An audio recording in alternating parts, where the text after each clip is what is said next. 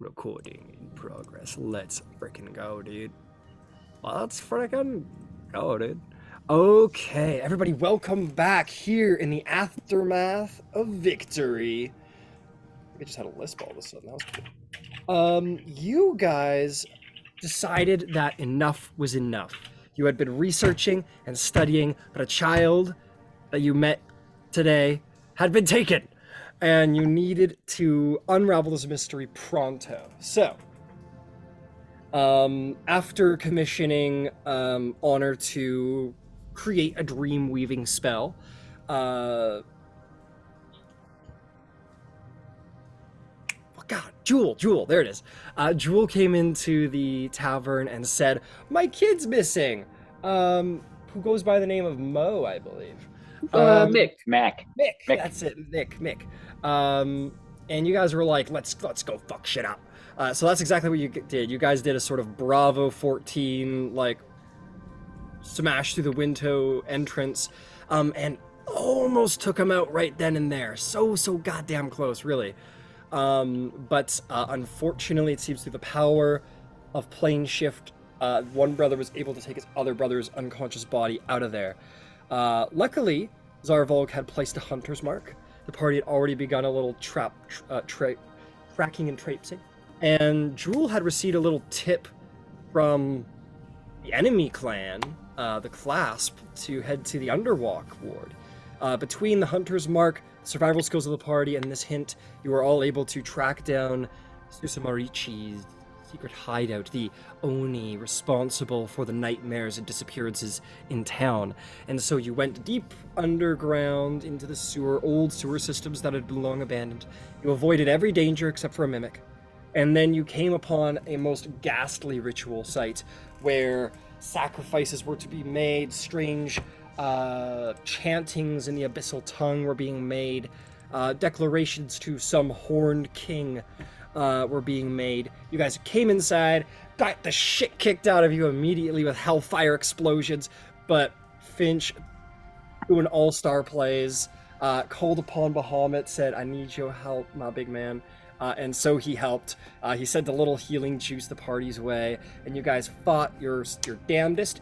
Finch personally slaughtered one, the Oni himself, and another of the tieflings, and the last one fell to, I believe it was either Ember Zarvolg's blade and or magic.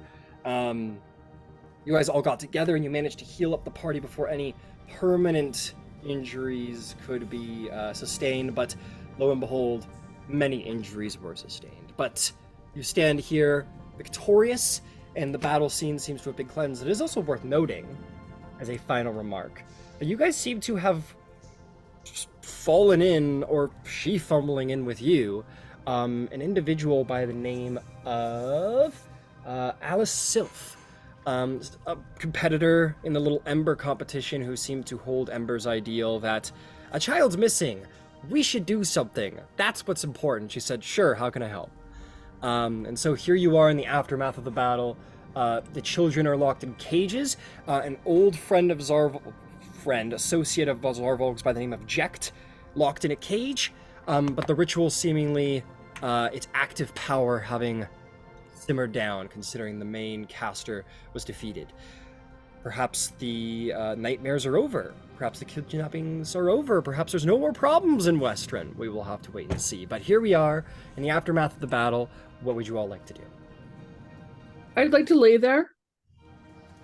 And you do so because Yes! you can't feel a lot of your body right now. You're like, No. this sucks.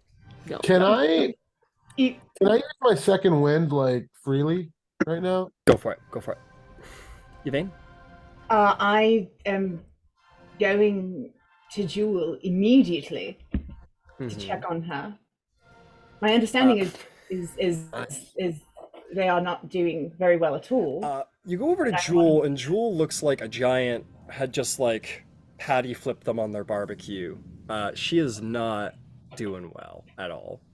She doesn't look like she can even move. She's alive, but doesn't look like she can move. She's alive, but she doesn't look like she wants to be. Is she? She's conscious though, right? Yep. As conscious as one can be after what they've been through. So many points of exhaustion. And You I can make believe, if you want to get a proper assessment of everything that's gone wrong with her, Yvain, you can make a medicine check. yeah, and I believe like Easton helped her stabilize a little bit, and That's right. Yes, I would like to do a medicine check on Jewel if I may. I'll get out Go the for way. it. And Uh, Ember's gonna roll the Oni, looking for a set of keys. Understood, understood. Yeah, we'll hop to that in a second.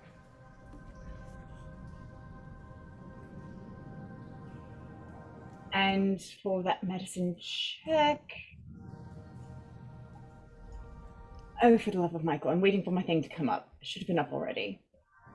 Yeah, so 18. 18. Jewel, why don't you give us the why don't you take us down your what is it called? Your board at the end of your bed. Yeah, all right. First Cool. off, I have 4 points of exhaustion. Pretty sure it was 4. I don't think it was I 5, thought it was it? 5. It was I 5? thought Okay, you, then it's I thought 5 you points of hit. exhaustion, no problem. I went back and counted. I only counted 4. All right, Maybe then it we're is at 4. 5. I can tell you where I think they happened. Yeah, if you straight up counted and Jewel, you've got that on your sheet, then let's do 4. Okay. I honestly counted 4, and I went back looking for the 5th one. I couldn't find it. All Yeah, right. no worries. And the side of her face is just scarred, burned, mangled. What is the technical injury you received? It was let's see, Major what was- neuralgia. No, that wasn't the one. It was the other one. It's like gruesome scarring or something like Horrible that. disfigurement by fire. Yeah. Right, horrible disfigurement by fire. Oh shit. What did you roll, Yvain, on your check total? 18. 18. 18. This is going to require higher level magics to heal, but other than affecting charismatic abilities, it shouldn't have any other effects. All right. I thought you got So, one more, didn't you? No, that Might be was wrong. just lots of exhaustion, and I have half the hit points I normally have, and yeah. So horribly disfigured, 4 points of exhaustion. All right. Yeah, so Jewel will bring a hand up and just take Yvain's wrist, and she coughs, and her voice is very throaty and hoarse, and she goes, I'll bring my head really low to her so that she doesn't have to yeah, exhaust herself more speaking. and she says, this is going to cause a very, very terrible problem in my immediate future. She continues saying, I have debts, and Zamiriad, they want me to do a job to pay them back for my father's debts, and it's soon. And I'm afraid if I cannot do this, they will kill my father. So, Would it help if you were dead? sorry? Yvain's going to get very, very close to Jewel and say, would it help if you were dead? And Jewel thinks for a moment. It may. The second she says that, Yvain picks her head up. Ember, come here, quickly! And starts moving around Jewel Okay. as well, though we're there gonna- was a crisis. Okay. We're gonna hit Ember for a second before we do anything there. Yeah, Ember, you roll the super smited Oni. You're gonna find 2 things. The first is, yes, very easily you're gonna find a ring with a number of keys on them, a number of old keys on them. One surely going to the lock, I think you imagine. The other is that laying next to his body is a dark but gorgeously crafted glaive. Ooh. I'll send you guys a picture in the in the roll 20. Yes, yes. It is he. Oh, nice, dude. Let me Oh, see this. that's a pretty weapon. Hang that on my wall.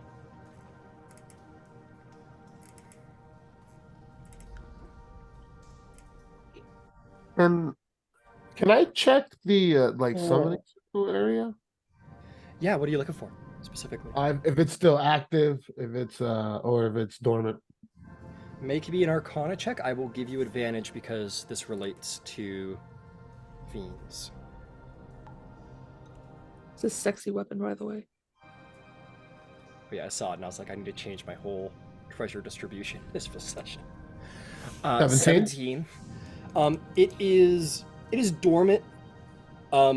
Someone could either begin like reactivating it if they knew like the proper incantation chants and whatnot, or like you could destroy it by like breaking the circle essentially at this moment. But what this is meant to, it's a very complicated ritual and would require an intelligent mind to do so, the only clearly being intelligent enough. What it is meant to do, it would take a while to fully grasp what it was, but it's meant to harness power and deliver it in the upward direction to some conduit in like literally the vertical direction. And I'd, after like crouching down on one knee and kind of studying it, I'll just like look up direct and does that give me like a source, or is it like just trying to connect up there? Is it coming from up there, or I want you to. This is a slightly higher DC. Make me a survival check. Yeah. Regular? Yeah, regular. All right. That's a 10. 10. You're like thinking like, okay, it goes vertical. There should be some conduit upward, but like we're underground. Like what could be above us right now? And you try and like, you know, kind of like backtrack and think about the city and geographically where you may be, and you're just like, it's too difficult to try and figure out. Your mind isn't able to grasp what might be literally vertically above you guys. Could I call over the warlock that's with us? With what's her name again? Alice Sophia, sure. Sophia. She survived. I think she got like one of the biggest hits. Yep, she's alive. She wanders over. What can I do for you? I'm trying to see if there's a connection or if it's active. I want to disconnect it. I want to cover our tracks, as it were. Right. Well, we could just disrupt the circle. Just scatter evidence of it, I suppose. I felt it going upward, but I don't know in which direction. Is there anything you can do? See. She goes, upward? I'm not of a survivalist mind that I could. I don't think. No, I couldn't possibly. I mean, we could try and investigate, but she sort of like looks around. She sees Zarval, goes, "Oh, what about yes, you? What do you think's right above us? Make me a survival check." Yay!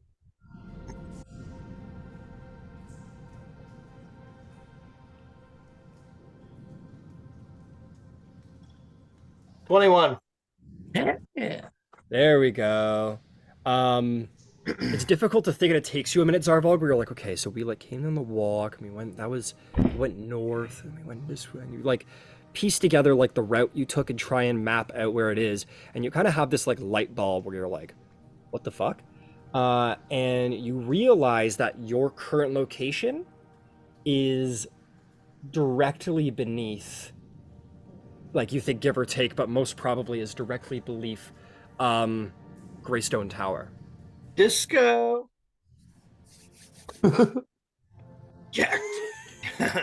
Jeckt, can you get us up there? Well, Is he in a cage? I might. Yes, I'm in a cage. Could you let me out of the cage, perhaps? Well, that depends. Can you get us up there? I was going to ask you if you could get me out of this sewer, but yes, I could. Sure, yes, sure. Okay, you can get us into the tower, right? I could. Yeah, I could get you in. I am personal assistant to the Realmseeker, after all. I'm assuming I saw Ember grab the keys. Yeah. Ring mage, you want to help us out?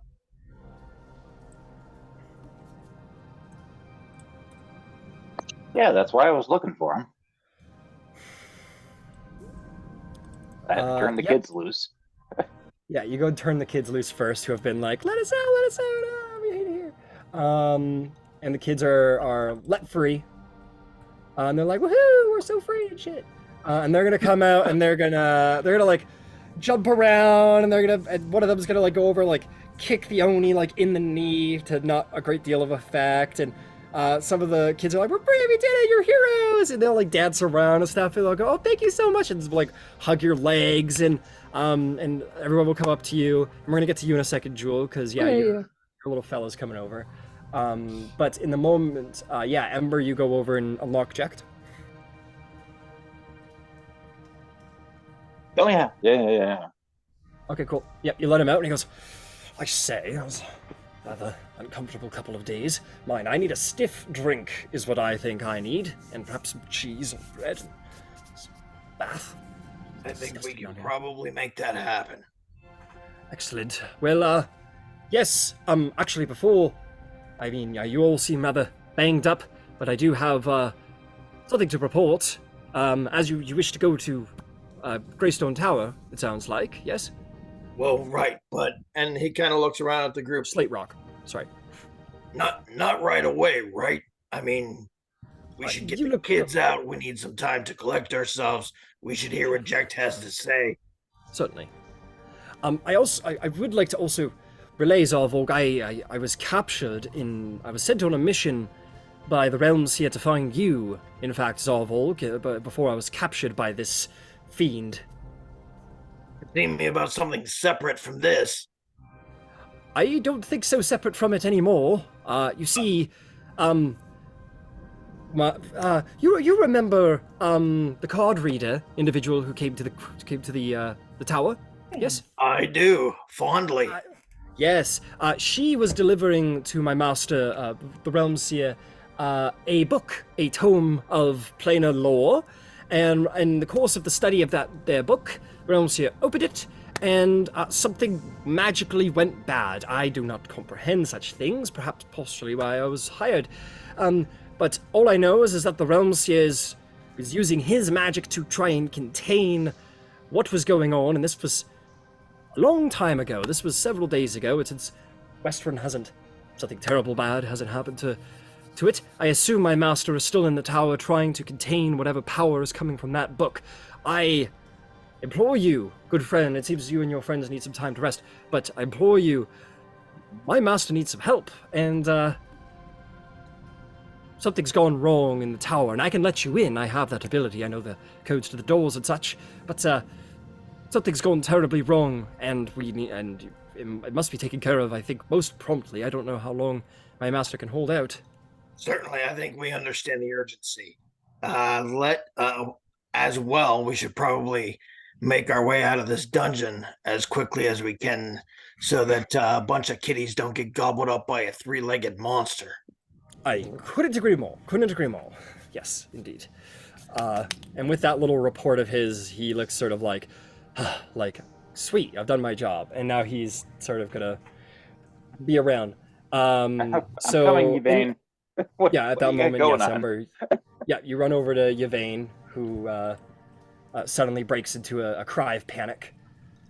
I think as you're going over there, what's his fucking name? Mo? Mick. God damn it! Names are killing me lately. Mick's basically coming over at the same time. As soon as I see him, Easton, come get Mick. Mick, not right now. I need to. Ember, check her out. I am doing my best to kind of look around as soon as I can get Ember, and as soon as Easton has gotten Mick out of the way. We're gonna get real close as we're doing stuff to her, and I'm going to let her explain kind of what we're doing on the quick like. Easton, make me an athletics check to grab Mick, because Mick, he's a little shitty urchin. He doesn't give a fuck about any of you. He's gonna go talk to Jewel. Or he's gonna go try and see Jewel and celebrate. That's 12. That's a 12. He's just a little urchin guy. He rolls an 11.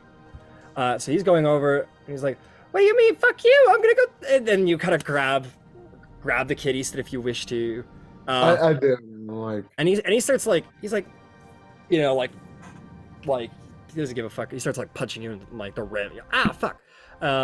He's being a little Yeah, shit. that's probably all Easton's like, so fucking, it'll be, you know, just a lot exactly. Easton's great with kids. Yeah, he's probably picked them up by like the kin scruff and is holding them there, like. And he's all pissed off. So once that's kind of going on, I will very quickly say, Amelia's after Jewel. She needs to fake her death. I'll give you the rest, but this is probably a good time to do it now.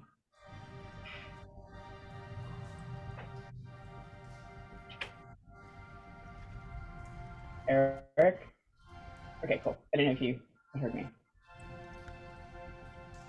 Sorry. My universe blew up momentarily. Uh-oh. Did you hear what I had said? No. All right. So you started to come over. Mick started to come over. I called for Easton to intercept Mick because there's an emergency. And as you get over to come help, I got very close to you as we're over Jewel and said, the Myriad's after Jewel. She needs to fake her death.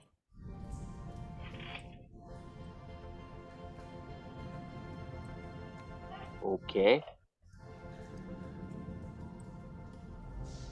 I will say really quick for you, Jewel, make me an insight check to see if you dying will do the job to help pay off your father's debts.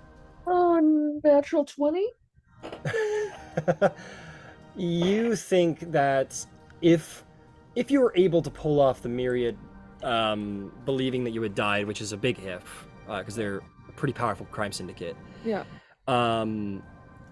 They would go look for someone else to repay the debt, namely your father. Mm-hmm. And if your father can't repay off the debt, which you know he can because he's a mess, they'll probably try and track down your mother. Mm.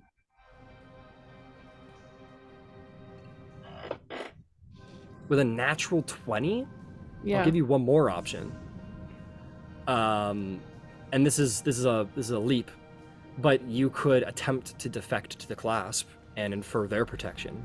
And because they would be like, it probably it could be dicey, but they just gave you a little note of help, and you would be carrying over guild secrets of the Myriad, which the clasp would very much like. Yeah. It's a bit of a dicey whether they will treat you well or not, or if they dump you off at the first sign of, like, you know, it's a bit of a gamble, but that's also an option with a nat 20. Yeah.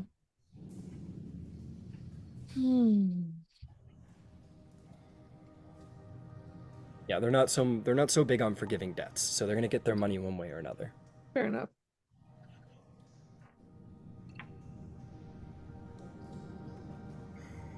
Okay.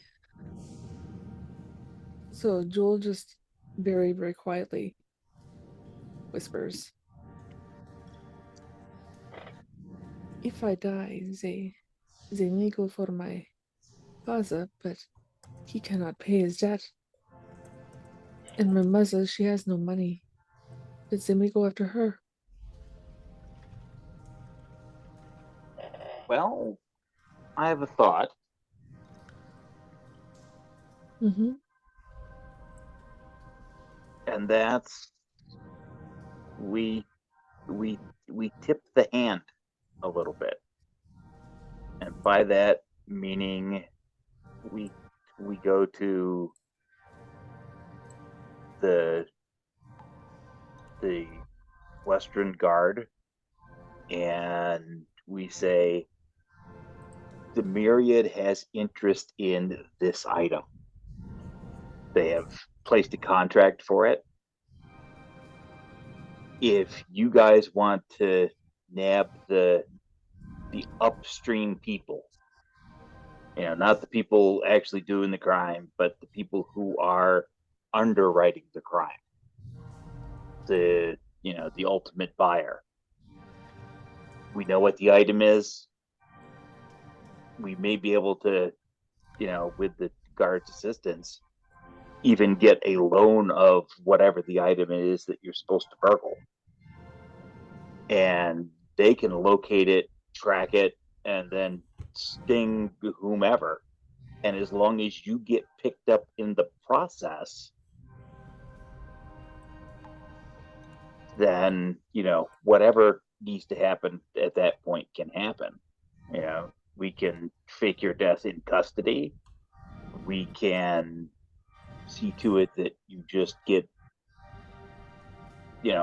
punted or whatever needs to happen at that point. It's not an ideal situation, but it's gonna burn that bridge pretty hard. And that's your choice. We can help facilitate that. I do not want to owe them money anymore. Okay. So we burn the myriad. That's fine. Right. All right, Timber. Let's go fight the mob. This is where you shine. Just tell me what to do. Will it help to have her dead for a little while? I can pronounce her dead whenever, but we should do it quickly if we're going to. Well, I do want to also put out here, folks. Other than your party, there's about 60 people in this room. Yes. Like in children's and whatnots, and Jeckt himself, and you guys are having a... Like, Jewel's laying there, and you're like, like this and whatever, but like... I was hoping it would be corpse. more like Ember and I looking like we're talking to each other. She's supposed to be but more you've been or less doing it laying for like there. 10 minutes now. So it's like, people are like, okay, they're talking to Jewel. yeah, Like, it's not... that's why I think if it happens,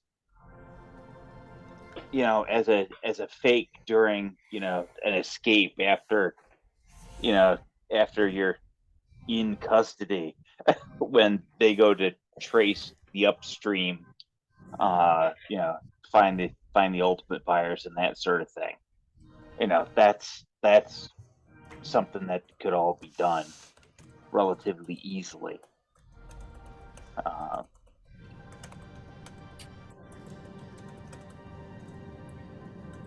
Or at least I think that it could. I mean, it's not like I've ever done this sort of stuff before, but you do hear the odd tavern, well, mostly from bards, but those stories do happen. They do, yes. But that's my immediate thought. And we may all get crunched before we manage to get out of here anyway, because I've got no idea how we're going to get out of here. Yes. Unless we make a hole of our own. I feel like Easton's just wrangling kids as this is happening. Yeah, Like, speaking you're right. Can I quickly toss this place for any other loot or anything that stands out?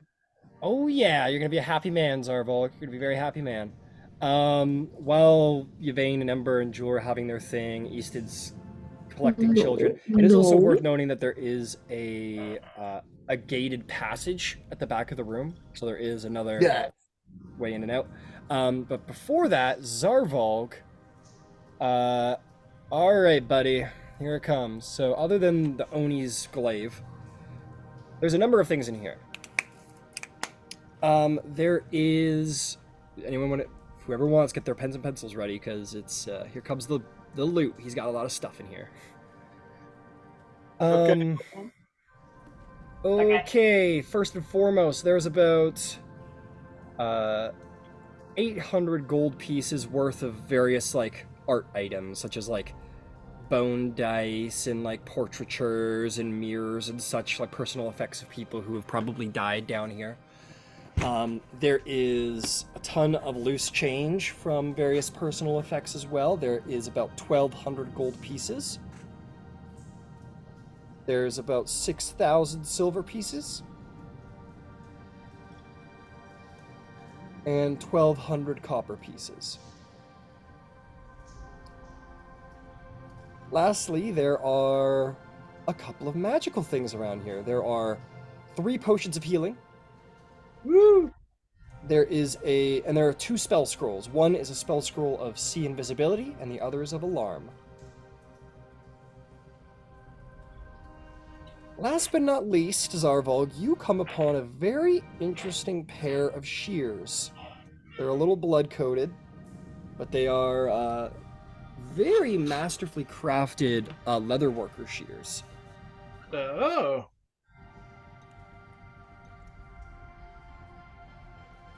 All right. I'll tell you what, because you were investigating, make me an investigation check as you Sure. look at these shears.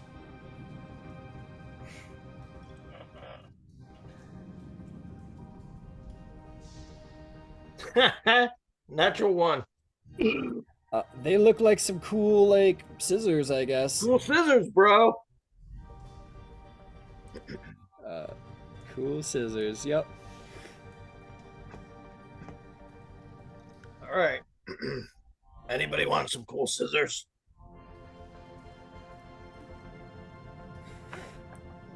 Whoever's looking at the scissors, make me either an investigation or arcana check.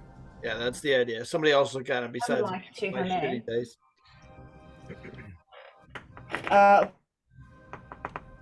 What was it? Investigation, you said? Investigation or arcana? To know what the shears are? Arcana. I know it doesn't matter. It's going to be 17 either way. You look at these and you recognize that these are magic. These are not just any old pair of shears. They look to be magical, attunable items that are not only shears but are probably weapons as well. What? You don't know exactly what they do. That would require some kind of magic to identify them or someone to attune to them to figure out what exactly they do. But they are very lightweight. They are very, very, very sleek, very razor-sharp blades, very, very fine leatherworker shears. Yeah. So, like, do they come apart in the middle? They don't seem to, no. Oh, okay. It requires someone to attune to them to figure out what they do, or, of course, the identify spell. All right. Anything that's else in the this room stuff. that we should be aware of? There's a big ritual thing on the ground. Other than that, there's personal effects here and there. Abyssal scribblings and books of undoubtedly forbidden lore wrote upon the table. All kinds of, like,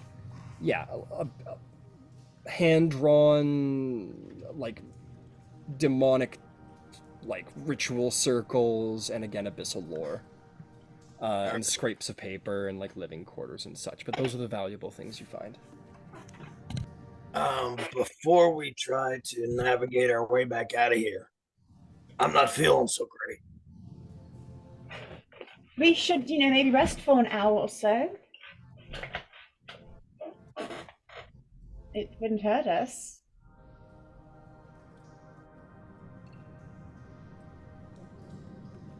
I'm happy to use spells, but if anything else happens,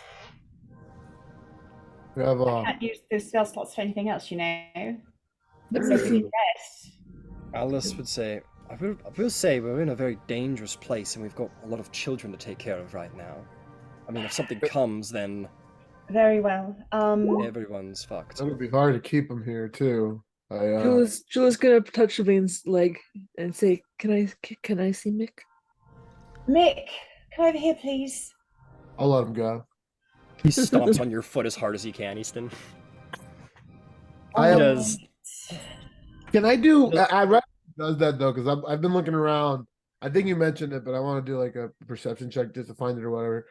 The back exit or something like that. Yeah, there is a big grated sort of back exit that leads to a tunnel you guys haven't been through before. Oh, that one over there. Yeah. Yep. Okay. You said it's graded?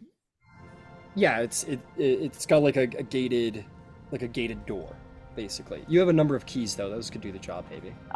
I'll send Red while everybody rests.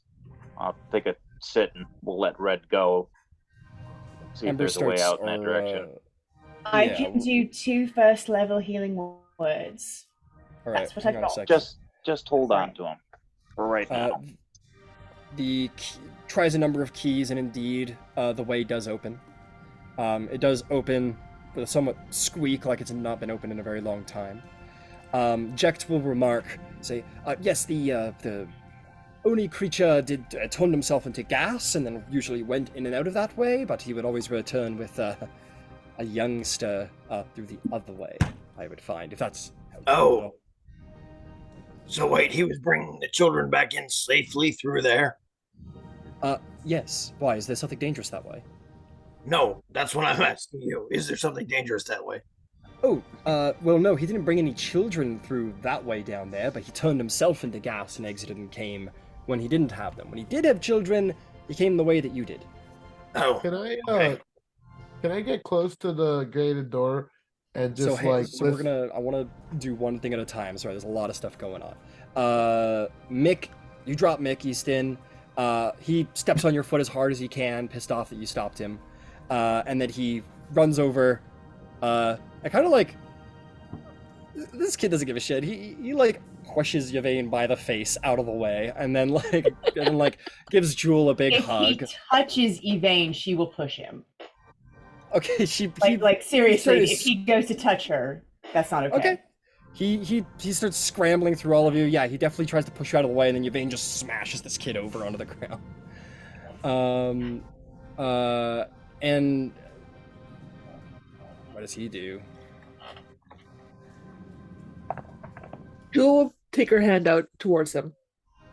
He kind of gets up, and he's actually red in the face, angry, and kind of goes around Yvain, very much giving her a look of bitter, I want to have a temper tantrum right now look on his face, and then goes around and gets the Jewel, and gives you a hug, and yeah, he's like, I told him you'd come. Of course, I can't leave you behind. Yeah, you did it. You were so cool how you took down. I saw you took down the Oni, stabbed him in the heart, and did all the things you did and ran around the room and cut his legs out. I saw him and everything. It was incredible. And she'll cough laugh, and just give him his face a little cut like this. These are my friends, and they will help us both. Okay? I know you're mad, but they're good people, okay? Maybe a persuasion check. A disadvantage, because you're... Yeah, because I'm ugly as fuck now. Ah! Every time the camera pans to Jewel now, there's a laugh track, ah!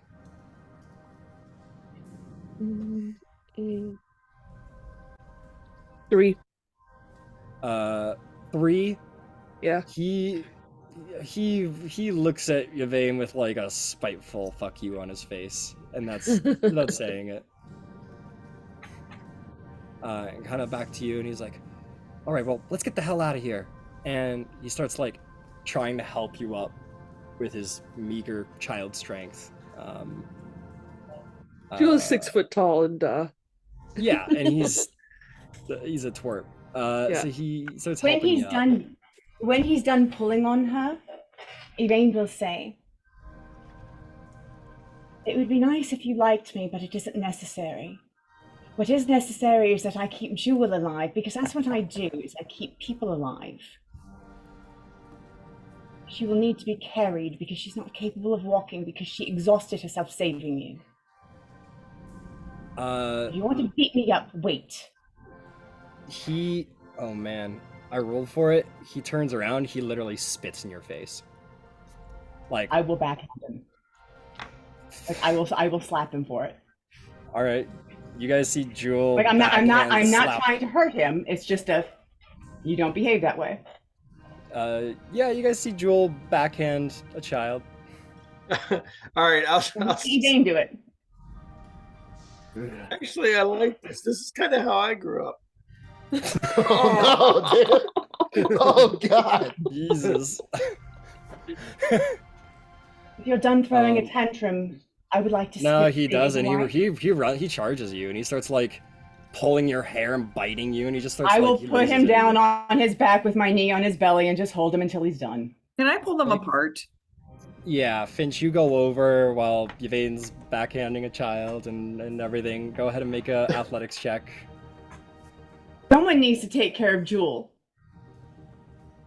You can contest if you wish, Yvain, with an athletics or acrobatics. I'm not going to contest Finch. If Finch thinks that the child taking care of Jewel is better than the healer doing it, I'll fuck off. 21. 21. The kid's like pull like angry, like biting his teeth so hard, like it's almost like you could worry that he might break his teeth, and he's like pulling Yvain's hair and biting her, and she's like slapping him around, so you like almost literally tear the two apart. And have I them, slapped him once, separate. Ryan. Yeah. He's like 12. This would have been a grapple. Yeah, He's 8. he's like 8, just got kidnapped. That's fine. I'm just But- trying to pull them apart. Don't be violent. Yep, you pull them apart. Jewel is actually going to somehow get up because she can walk, Yeah, you walk. just Get up. slowly. Yep. And she will put a hand out to Mick Mhm. and say, "You can help me walk, okay? Just hold my hand." Yeah, and he like holds your hand or takes your hand, however he can, or like he's tall enough that you can rest like your hand still straight down, but you can rest your hand on his shoulder, and that you can still. He tries to help you the best he possibly can. Yeah, I'll give him the illusion that he's helping me. Yeah. Which isn't much, and but yeah, if the door's open now and the party seems to have intention of leaving, Mick will like sort of seeming to have very quickly become sort of the leader of the kids. It's like, all right, come on, everyone, we're leaving. And the kids will start to like, woohoo, skip and jump out. Not jump out, but they'll start to make their way out in a little mob of children's. Now, children, we must be mice. Shh, quiet like mice. They all look at you like this. As you have fresh fucking. Yeah. And then maybe more intimidation than anything, they start to like go quiet, and they'll follow along quietly, but they definitely like they're not like gonna go run off into the tunnels by themselves in sort of woohoo, we escaped. They're very much aware there could be danger ahead, and they start following along, but they start following along as opposed to running off.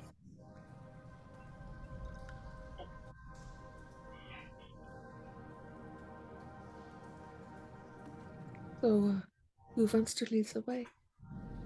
I will. Did anyone pick up the glaive? You did. No, you did. Now I'm gonna you go have. pick it up. No, you did. You pick it up. It is huge.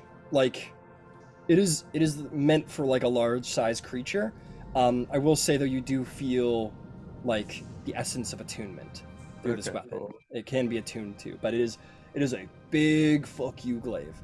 Yeah, I'm gonna turn it into a fucking a bayonet. No, what I was trying to do earlier before like the chaos was just going up to the grated door, like and like doing kind of like a listening, see if like the halls of it sound different, to like kind of like trying to suss out like when you can hear an opening of a cave sort of deal. Yeah, make a passive perception or make a perception check. Yeah, me too.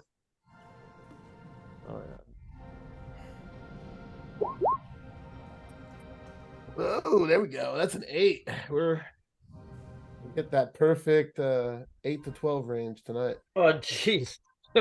I had Would advantage. you- I still would only got a you- 10. Would you like me to send Red out in advance? Yeah, do Please that. do, my friend. Yeah. Sorry. I the feel totals very for the one. What were the totals? 8 and 10. 8. 8, 10. You're dripping. But yeah, if you want to send Red Forth, Ember, Yep. goes forward. Goes forward for a ways, not too far though.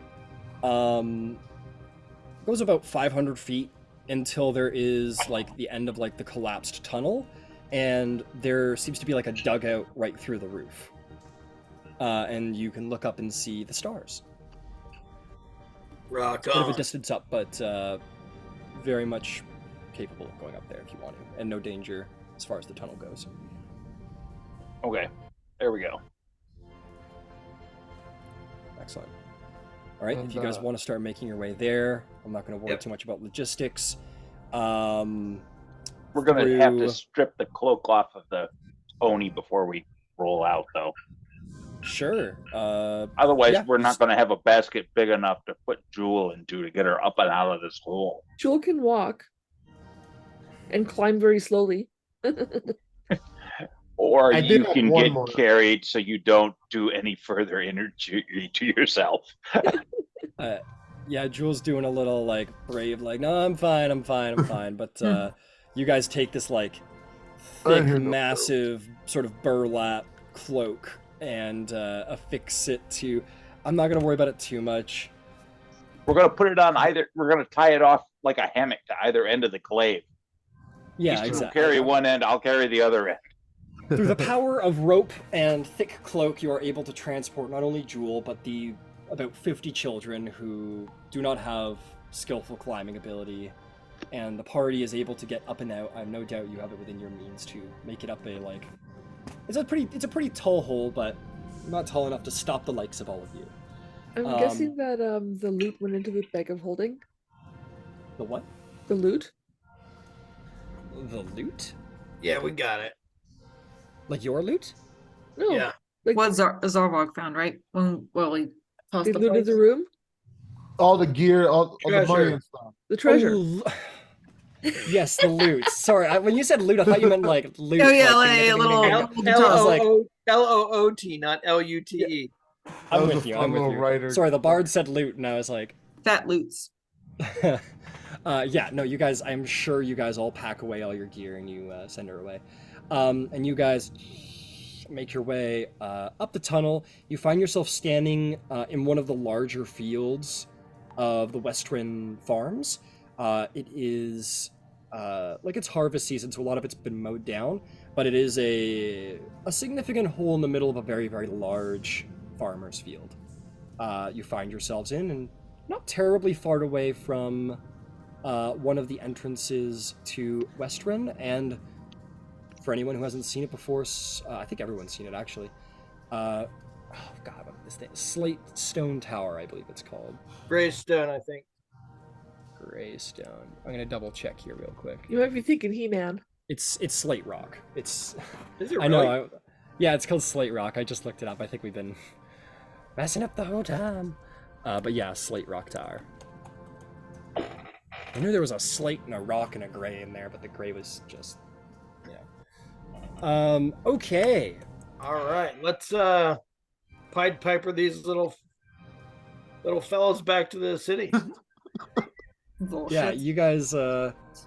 Yeah, you definitely do that. You guys left pretty late in the night, if I'm to recall. You guys like a couple hours of like going here and going there and rallying there. So, for the sake of this, I'm gonna say that as you're sort of like get out of the hole with all of these kids, you're like feel the weight of the evening on all of your backs, and you see the sun beginning to crest over the horizon like a new day is dawned. And you begin to make your way into Western, very Pied Piper style. You have about 50 children following you along, and people are coming out of their houses, and they're going, what's going on, all this, and kids quickly begin to, like, there's a lot of kids here.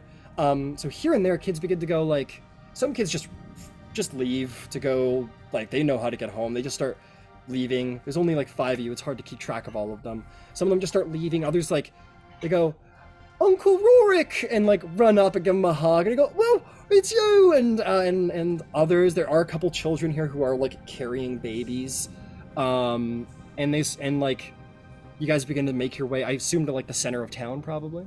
Yeah. All right. Let's go to the you inn. go.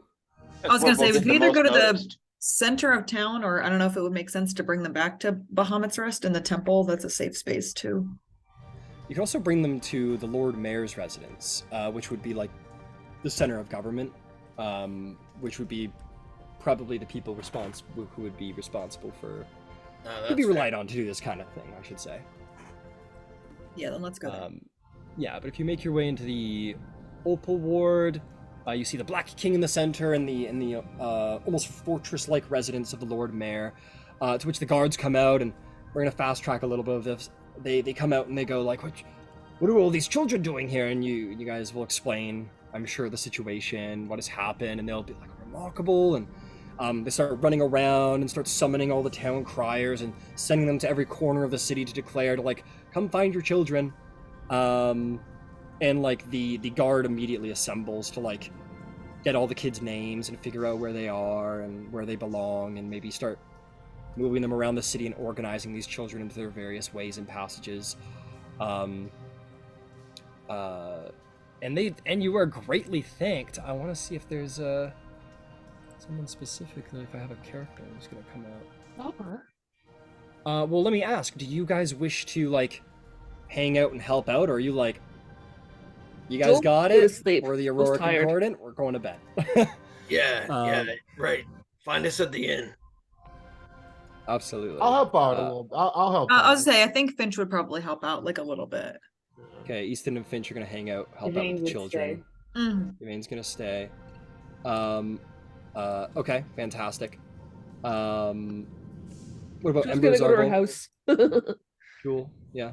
Jewel, you go back to your home with the broken Anybody door. could With follow her. She doesn't care. Yeah, Yep. no, I need sleepy time. all right. So yeah, we'll say Zarvok and Ember, they go back to the inn. Jewel, you go back to your place with the broken door. You find your way in, and like you officially roll out Mick's first sleep. Oh, Get out your bedroll, give him a place to sleep, and or you let him sleep in the bed, whatever you want. You can lay down.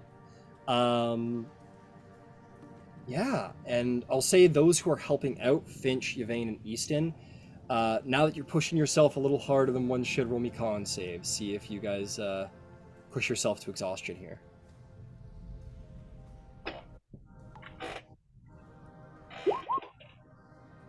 That's a 9. I know my lane tonight, baby.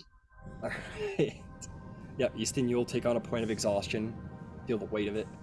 That's cool. 17. 17. You're good, Finch. You are strong. You are mighty. What about you, Yvain? 19. 19. You save. Fantastic. I will say, Yvain, as you are trying to help out the children, they are very reluctant to be around you. More so you, Finch. A little bit you, Easton, but you are a little spooky, but you did save the day, so they'll accommodate. And you guys begin to help out here and there. At a certain point, let's see, someone is about to come out of their home. Someone very important. I'm gonna go grab your handout.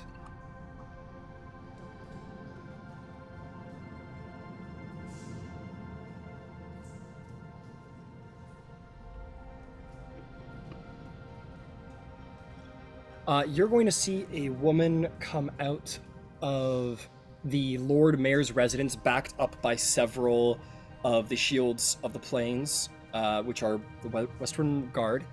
She is dressed in a very fine regalia. You see this middle-aged Goliath woman. She's middle-aged. She's black-haired, sort of a war hawk. It's sort of tied back. It's not braided or anything. It's just sort of loosely tied back. A number of tattoos and the usual Goliath markings across her body.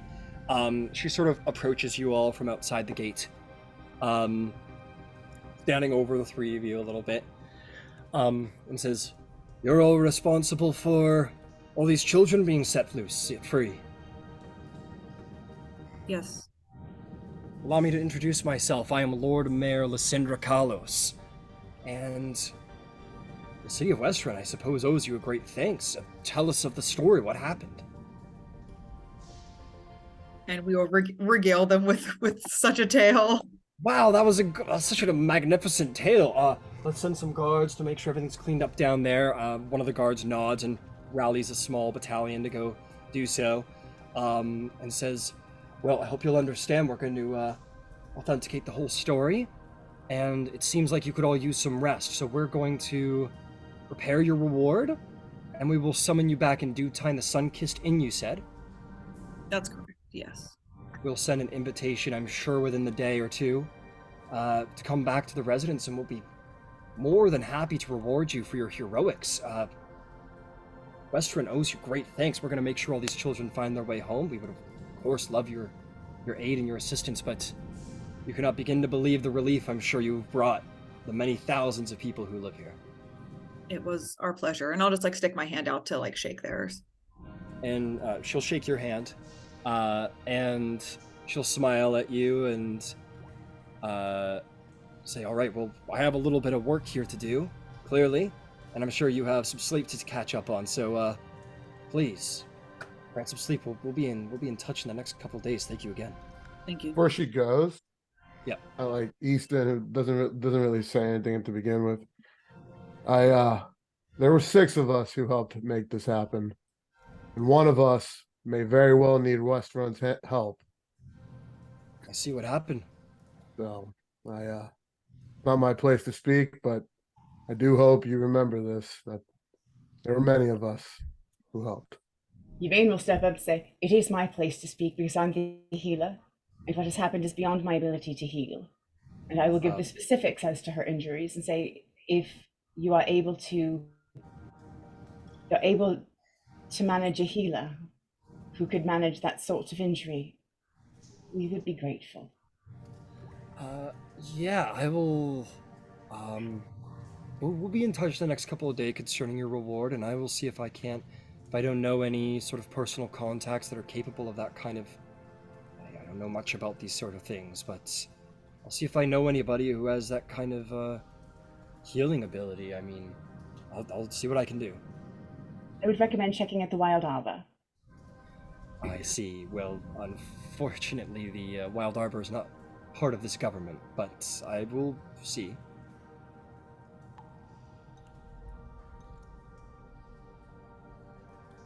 She'll kind of nod and say, we'll see what I can do. And she'll walk away and go talk to the guards, administrators and such, and continue to sort of help sort out the children, feeding them, watering them, making sure they get a place to sleep and a home to go to. Thanks, Easton. That worked out well. And truth be told, I meant more of Jules' legal troubles, but that was like a good call too. Oh, sorry. And between us, I hate kids too. I can't stand their little faces. They're loud. They annoy me. I don't mind children. I won't be abused. I know. Their fingers are all sticky. I've been up all night, and I'm working to save her life from shit he doesn't know. I know. No, don't put your fucking hands on me. I don't care who you are. Like I said, I hate kids too. So I don't hate anyone. Just don't put your hands on me. Anyway. Easton will walk with them. Make sure everyone goes on home. I think. I'm going straight to the reserve. To the where? Cobalt Reserve. Oh, the Cobalt Reserve. Understood. Where I stay. Okay, got it. Just the word is all. Yeah, you head in that direction. Easton, you're heading back to your bunk? Yeah, I am, and I'm just to make sure because I know me and Ember did something with it. Do I still have the giant glaive on my back right now? Fuck yeah, you do. Okay, you look pretty cool. You're like, I will say, you can before tuning to this, you can wield it, and it's going to have double the damage of a standard glaive. You'll be at disadvantage for every attack you take. No, I was actually planning on leaving it like I'm just assuming that in my workplace we have a like cool shit area because it's like an alchemist place. In an alchemist place where their primary not primary, but one of their big functions is to make gunpowder, there's absolutely a sort of safe Loctite kind of place in there. Absolutely. So yeah, she's gonna wake up to like this big fucking Oni glaive in there.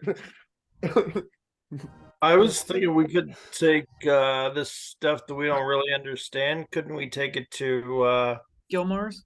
yeah. I think it's on her too. She's Oh yeah. Oh, knows how to do honor. that stuff. Yeah, you like try and you spend like a good 5 minutes trying to fit it in there because it's so ridiculously large, but you do. And like I'm sure you guys don't stay for the entire sorting process, but enough so to like get everything settled into a proper place, into a proper organization, and then head somewhere to sleep. Because you're very tired, and this is probably going to be a work of several hours. And you guys all will go to sleep in your respective places. For those of you who are a little less protected, you sleep, you rest, you do not dream of pain, apathy, loss, misery, torment. The nightmare has passed, seemingly. The nightmare of Westwind has been slain. Oh, that's so much better. You will all get a very restful long rest. And we'll probably have a late morning. Because you guys are The getting... long rest button? Yep, everyone hit the long rest button, you're good.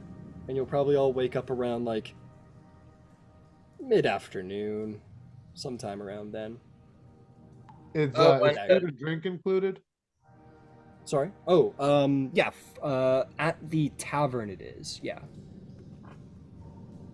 Long So if you rest want to go relief- there and have breakfast, you can have it there.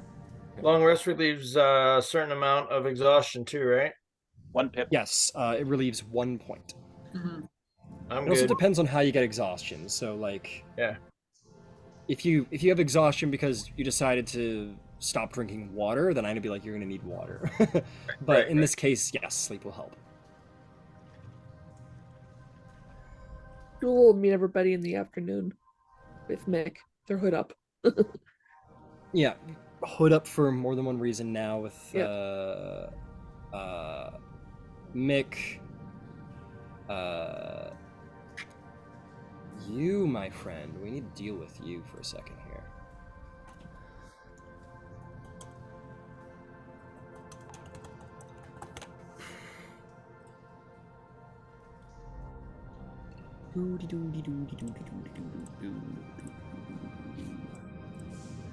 We're almost there.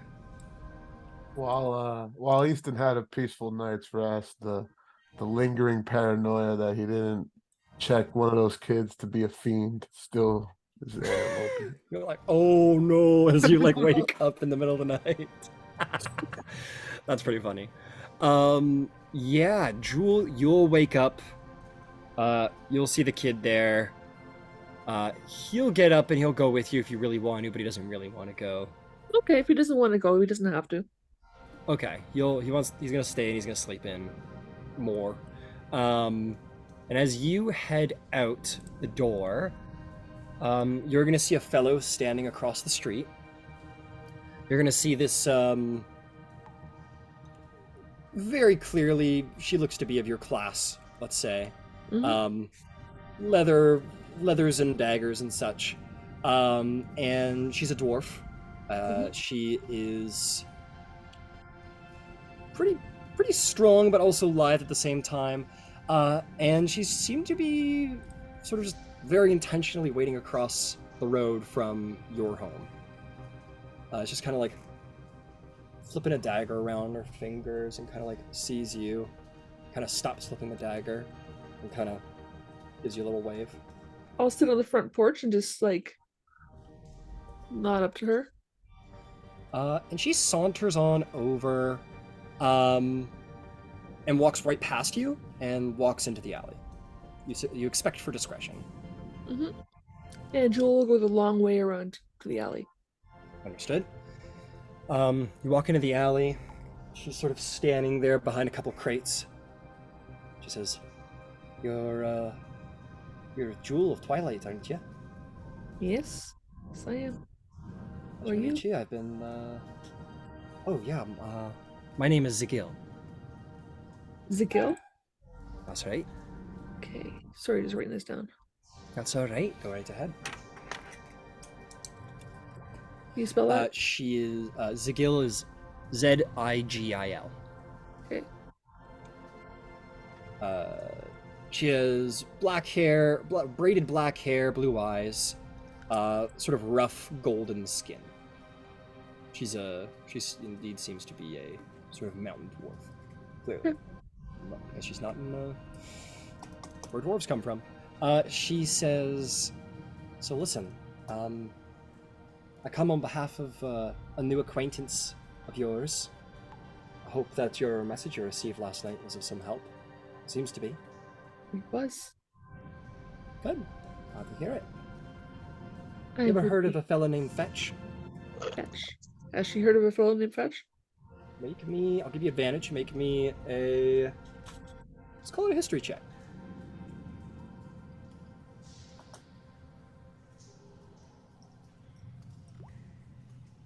Nine. 9. At advantage? Yeah.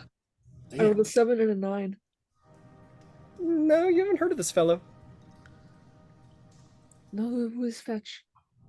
Who's Fetch? I'm surprised. The Myriad clearly doesn't tell you everything. Or you're at least not keeping your ear to the ground. That's your choice to make, I suppose. But Fetch, he's one of the spirelings here in Western. You know what that means. Spireling, the class works in sets of 3. Yeah. A spireling is, or they work in a sect where they have 3 leaders. Yep. That's so you know what that means. He goes, yep, Spireling Fetch. He sent along that little piece of information. I hope it sat well with you. I would be obliged to thank him. I'll bet you would. I bet there's a lot of people who'd like to thank him in person. And as he's turning around to collect your rewards, I would want to plant a dagger right in his kidney. Well, it does not have to be face to face. Well, tell you what, I'll pass along his little, I'll pass along his thanks. How's that? You can do that, and perhaps I could offer a little bit more at some point. Just have a few things to figure out. I see. Well, listen. I come from the part of the class that is responsible for the information. And I hope you don't take offense when I say your father's a bit of a loudmouth. It's not hard to tell that he owes a little bit of money. Yes. He's tried to borrow from us.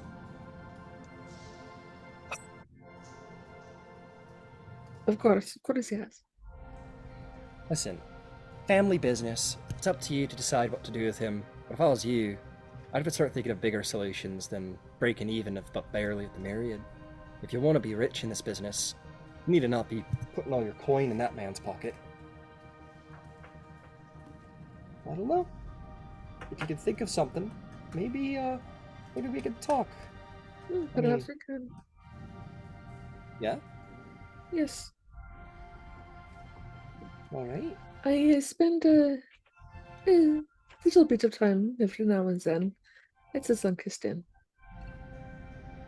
Alright. I'll tell you what. We paid you with a little information, and we work in information. So as a start building a foundation in this sort of relationship we're building. Why don't you tell me something that I don't know?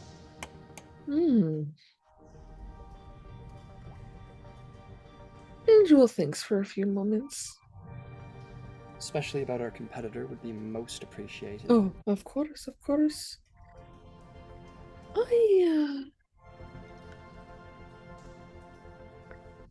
I can tell you a person of interest who you can keep an eye on. Oh yeah? Who's that? Do you know Hollis? Who's that? Hollis. Hollis. Alright, what's his deal? He is the one who gives me the things to do. Gives you things to do, eh? And he As I told reminds you to. me often that I owe him money. Oh, I see, I see. Nobody likes to owe anything. Has Hollis asked you to do anything recently? Yeah, he wants me to lay my hands on a particular item and bring it to him without being detected. Have you done it yet? No, How much time you got? until the end of the festival. The festival, eh? Yes. Tell you what, Jewel, I like you. I like how open we are. I feel like this isn't going to be a difficult time conversing with you, which is always nice. So I'll tell you what, maybe I'm going to skip back to my good friend Fetch, and maybe we'll be touch in the future. Maybe, who knows, maybe the class might be interested in whatever's going on at the festival. Perhaps. I'm sure there's more than one thing going on. There's always more than one thing going on in this town. So many people, so much wonderful cover. That's right, that's right. And you know what? We clasp, we extend far and wide. Maybe with our help, maybe your father might move to new pastures where he could start fresh. Who's to say? Perhaps. This might be good. Well, I'll tell you what, it's been a real pleasure speaking with you, and I can't say it's always a pleasure speaking with people on your side of the road. So, thank you very much, and we'll be in touch soon, all right? Jewel will just nod her head. And listen, a little conversation. I'm sure I don't need to tell you, you've been in the business long enough, but I'm sure no one would appreciate hearing about this conversation we just had. What conversation? I knew I liked you. Talk to you later. Yes. And she'll wander along down the way, and she'll kind of be very careful as she goes, and she'll sort of disappear down the alleys of Westruun. Yep, and Jewel will go the opposite direction and disappear down those alleys towards the Sunkist Inn. Why don't you make me a stealth check? Right now I'm at disadvantage. That's right. 13. Wait, 13 plus 6, 19. Haha, still pretty good, even if you're stumbling along. Okay, fantastic. And with that, I imagine the party's gathering in the tavern as usual. Is that fair to say? Seems. Yeah. We've got Jeckt with us though. Got it. Yeah, Jeckt stayed there that evening. Oh no, this is the place where you guys. We should probably not be there for. Tiefling. Those poor tieflings. We never did anything to you. All right. You mean they never did anything to us? I know. That's just what the person said. All right. You guys all get to the tavern. Let's liven it up. All of you meet up there feeling a little bit better rested, some of you needing a little bit more time. Jeckt sitting probably with Zarbolg and Fen, having himself a merry breakfast. Right, so let me get this straight, Jeckt. Right. You were sent to find me. Well, I was sent to find anyone capable, but you came to mind. Right. Because the Realmseeker had received or found a book and opened it, and things began to go poorly. Yes. That's... I wish I could be more interpretive, but I'm not as skilled in the magics as I'm sure some of these tables are, but he was given a tome to research, and I expect he found something inside which he didn't mean to, and things got to be rather strange in the tower. I can tell you more of the tower if you're willing to help, and willing to help the Realmseeker, but I expect whatever he's facing, it's nothing good, and it's been going on for a while, and I do not know how long the Realmseeker can hold out for. Sure. Yeah, no, we're on our way very shortly, I assume. Excellent. And then while you were out looking for someone, you got nabbed, is that right? That's right. I actually was right on my way to find you here, Zolvolg, and I was ambushed by that Cretan who took me to the sewers. All right, can you tell us what you saw at the tower before you left? Of course I can. My master was in his usual quarters, and he was. I should stop calling him my master because I'm not a slave or anything. But anyway, yes, Master Rindarian. There it is. Master Rindarian. He was walking away, and I was bringing him his usual afternoon tea. And the book just fire and whispers and screeches and the Realmseeker, he activated the tower's defenses. You see, the Realmseeker, he's a master transmuter. That is his discipline. And he's enveloped the tower with certain transmutative developments, making it very hard to navigate in case someone tries to steal something or so on and so forth. He told me he started, I don't know, emitting magic from his hands to what seemed to be contain the book, and he said, "Go find someone capable. Go find someone immediately. I need extra assistance." And so I ran out right straight away to find you, and then the creature found me and brought me to his lair, and seemed to be very interested in getting inside of the tower. He kept saying that I had the keys, and he wanted me to tell him how to get in the tower, to which I, of course, promptly refused. And he locked me in that cage, and he kept saying that I would become the key, and I don't know what that means, but luckily you stopped him. Zarvog will reach over and pat him on the shoulder because he does truly respect us. Good job holding out, Jack. Thank you, Zarvog. Thank you for saying so. It's been quite the adventure. All right, everybody here up for going to a tower to save a wizard? Perhaps in spirit, but physically, I like look around the table. No. Should we take care of some of our items first? Maybe check in on my armor and see if it's done. Ask around about some of the things that we found. Yeah, sure. I wouldn't want to waste. I mean, if we do those things promptly, we probably don't want to waste too much time. Like we said, it sounds like the Realmseeker's involved in an ongoing battle. Mm-hmm. You would know your armor will be ready tomorrow. Tomorrow, okay. Yeah. Today's the 3rd, tomorrow's the 4th. Got it. And we can hang on to the items then, if that's the case. We're going to Gilmore's anyway. Or around town. Well, in the interest of your items, she was planning to come here anyway. You see a very black shadow under the eye, Honor, but with that sort of like tired, self-satisfied grin on her face with a scroll in her hand. Oh yeah, she made. She comes in and approaches the table and says, "Good morning, everyone. I did it. I completed I got the dream. I got the dream spell made. It's ready to go."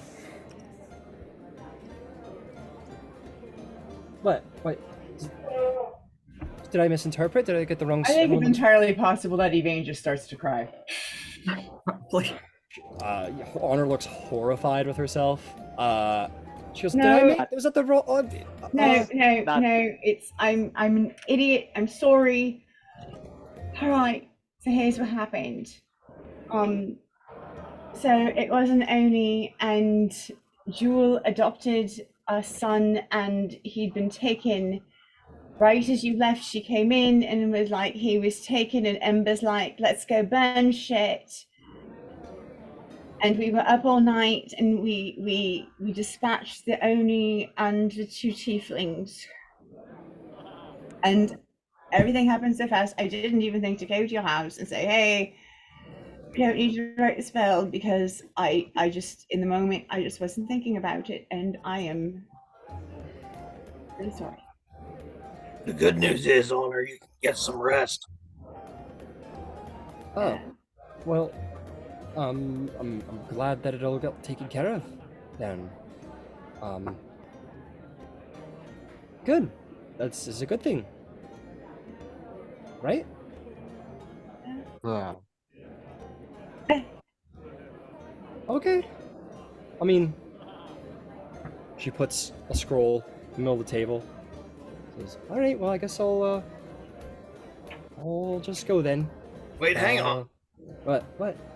Do you know anything about scissors? About what? Sorry. Scissoring. Like points to, didn't Yvain take me like points to Yvain? Show her the scissors. Honor's like flush red as you point. You know anything about scissoring and point at Yvain? She goes beet red. You go, show her the scissors, and then Honor just like. Oh god! And then Yvain also turns bright red as she produces scissors. And then Honor just goes and stands in the corner, like anime with the like little going up. She. her nose. Yeah, they're both bright red. Yvain is indeed. There's a very palpable reaction when Zarfolk says that. But yeah, I hand her the scissors. She takes it. She keeps her eyes on her feet as she does so. She goes. She produces a black pearl from her pocket and begins to start ritual casting. And she goes off, sits at another table, and goes and starts ritual casting her spell. There were many ways to ask that, Zalrog, and you ignored all of them. You son of a bitch. All right. She comes back to the table 11 minutes later and hands them back to Yvain and goes, "This is these are a special set of magical sickles. They're known as the Rogue Skinner. Essentially, how they work is that once you're attuned to them, you can like take them apart or put them together. When they're together, they work as like leatherworking shears, and you can use them as a leatherworker could, and it gives you an understanding of how leatherworking works. And then when they're unattached, they're very light finessed sickles, and you can dual wield them. And if you hit somebody, and then you hit them on sort of the offhand, it does a lot of extra hurt on the offhand, especially if they're wearing like no armor or leather or skin, and then also if you get a particularly good shot, a critical hit, you can actually like ruin their armor. Oh, that's what those do. She pushes on the table.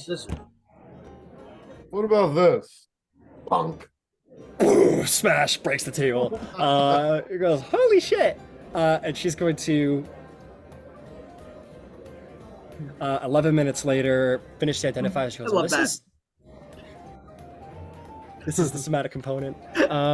She goes, okay, this is interesting. This is called the Oni's Dream Cleaver. When you attune to it, it should adjust its size to your size, and then once a day, regaining that power at midnight, you could cast one of two spells, either the Enlarge Reduce spell or the Dream spell.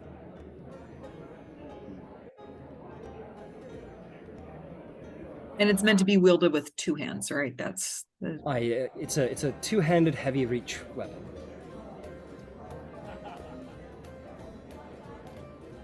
Oh, that. Oh, interesting. Do you want this, Yvain? You seem to be eyeing it. I mean, it's a glaive, you said, so it's a polearm. Mm-hmm.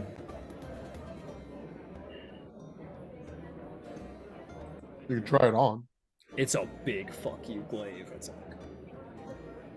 Are you proficient with glaives? That's the thing. She's not proficient. But like the add-ons are nice, but she can't wield a glaive, so it's not for her. Maybe French. I was to say I can't. I mean, it wouldn't be a weapon that I would use normally, but I could use it. I definitely I'm capable of using it, I should say. Have I arrived yet? Yeah. I would say you've been there. I'd put the sickles in front of Jewel. Yeah, for sure. Are you sure? I mean, you can also... You don't know what these? Oh, no, please have Is it? Those are for They're- you. they're Those best are fit. definitely for you. Yeah, they're best fit for you. Are these in? Can I find this in D&D Beyond? Yes, you can. What was The it called again? They're called the Rogue Skinner. The Rogue Skinner. Just Rogue Skinner. No, I Okay. put it there because it sounds cool. So that's the Rogue Skinner. And then you guys can do whatever you want with the Dream Cleaver. Hell, you can hang on to it and give it to a gift of someone super important to meet down the line. I don't know. Right.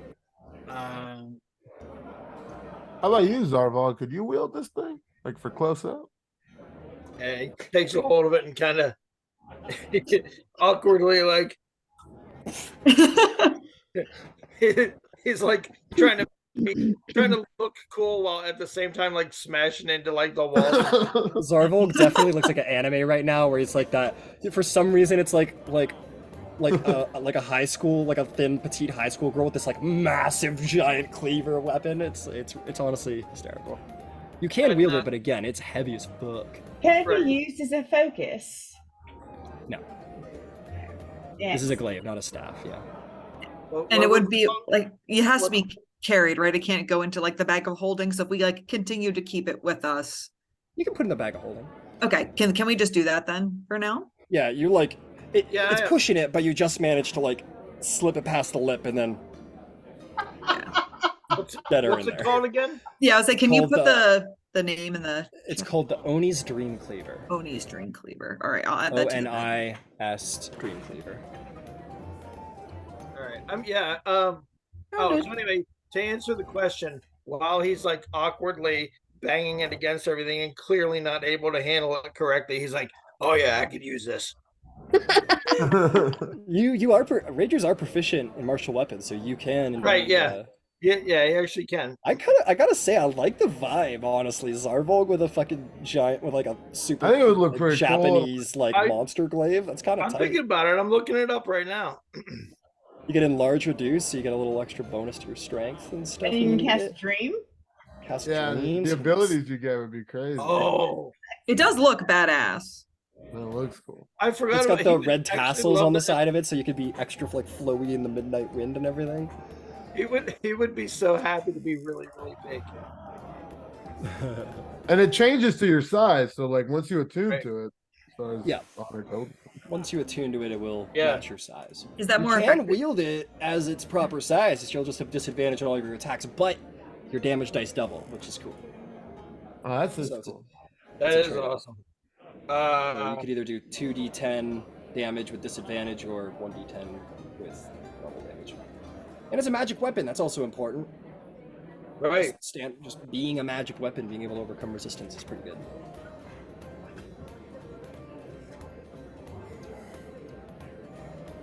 Yeah, it definitely. If nobody else wants it, Go for it.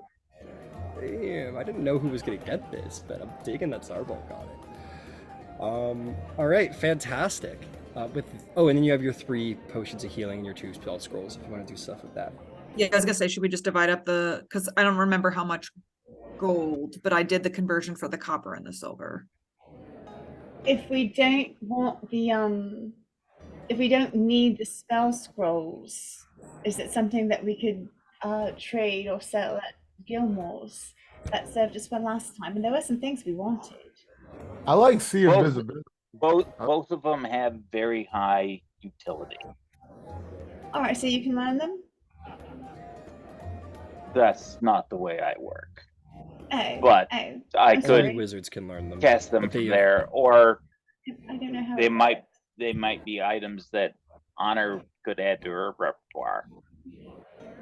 Oh, I hate to just keep taking things off of all of you. I feel like you just paid me to make a spell for myself, and now I'm. Oh, speaking of which, you can add that into your inventory. I just got to go look up the name of it. Oh, it's called Honor's Dreamwalk. That's the name of the spell. So you have a spell scroll of Honor's Dreamwalk. And we I had don't want to keep taking things off of you guys. I mean, they're yours. You claimed them. Yeah, but you've helped us like every step of the way. You've helped us right down to writing a spell for us. I mean, you're part of it. Why shouldn't you be a part of it? I guess I feel. I mean, yeah, you guys fought and bled for these, I just did some writing at home.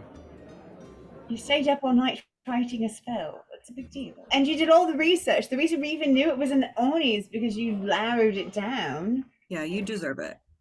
Yeah, no, please. Kind of like looks around the table, very reluctant. And she'll kind of like, if nobody says anything, she'll go, okay, well, thank you. And she'll put those in her, she'll just kind of fit them in the side of her belt for now. And just kind of smile. Order So some yeah, food what for did your herself. spell do? It allows you to enter into someone else's dream and see what they're dreaming in a more conscious sort of self-aware way. And it doesn't necessarily leave the dreamer knowing that you've done it. So you can sort of navigate their dream and sort of understand it in a more lucid kind of way.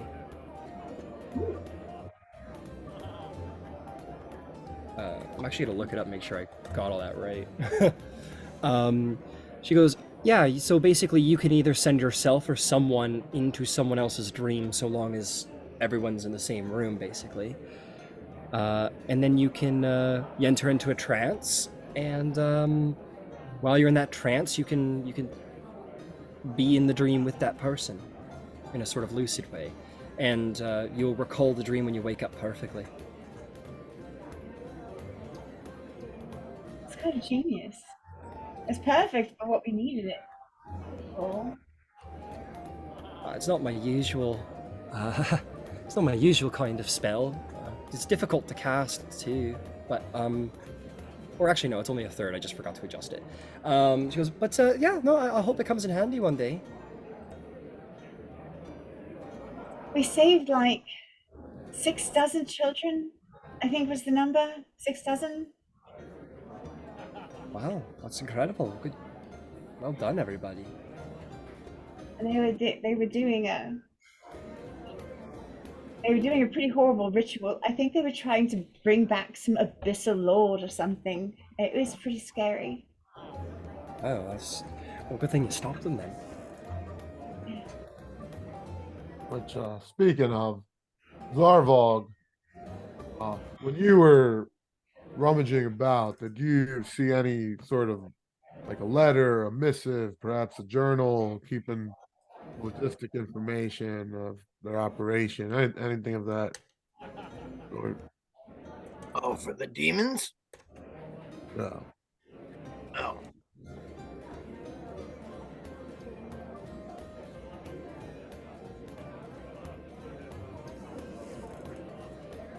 It is also worth noting that Alice Sylph sort of disappeared somewhere. Oh. She was like following you guys out of the tunnel, and about at some point on the walk back, she kind of disappeared.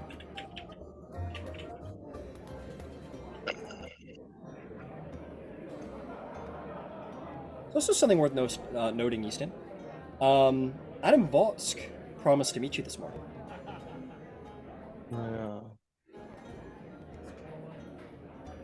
As I like finds myself, I sort of.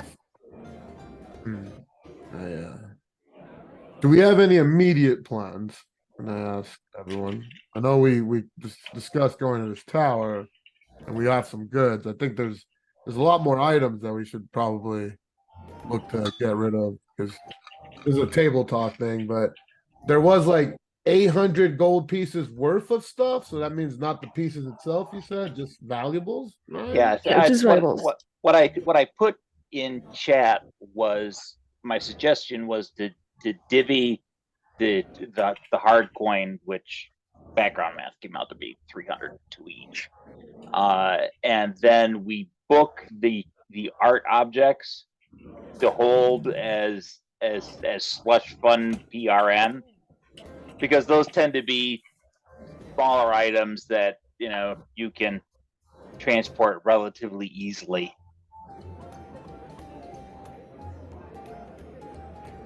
That way, if we need something slush fund wise, we have the actual slush fund.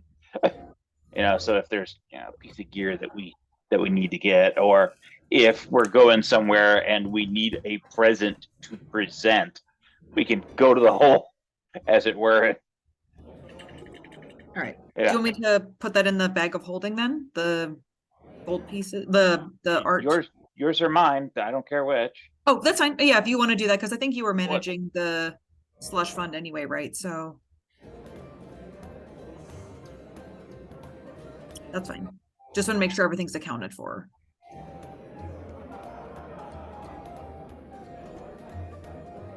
What about so Jewel has the shears, Zarvog has the cleaver. We have 3 potions of healing and 2 scrolls left. Well, Honor just took the scrolls. Oh, sorry, yes, okay. Well, I'll tell you what, just because I want to get it out of the way before I forget it. So Ember, I'm going to say, like, for whatever reason you're at the bar, like, getting another drink or whatever, and Honor will sort of approach you and be like, I wanted to just offer to return the scrolls. You seem to be interested in them, and I appreciate them, but they are your loot. Well, I appreciate the thought. If you can learn them. Because for me, they would be a single utility piece. If you can get a larger scope of utility, that seems worth it for the research effort that you put in, that put us on the right track. Okay, all right. I just wanted to make sure. Thank you. You're entirely welcome. And she will put those in her book.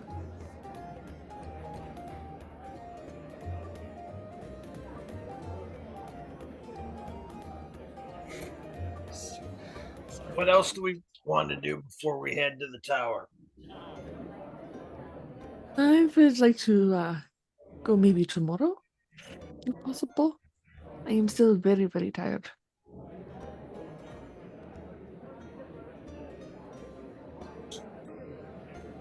But Take a day to do some things around the town then? Is that what you're suggesting? Or rest, Yes. whatever. Yes. I'm okay with that. Go ahead. Jeckt did seem to have haste in his request. That's my only worry. I do not know much about magic. Some of you might be better understood than I.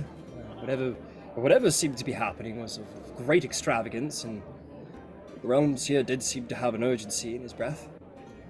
But if you want to go, I must stay behind. I cannot fight in this condition.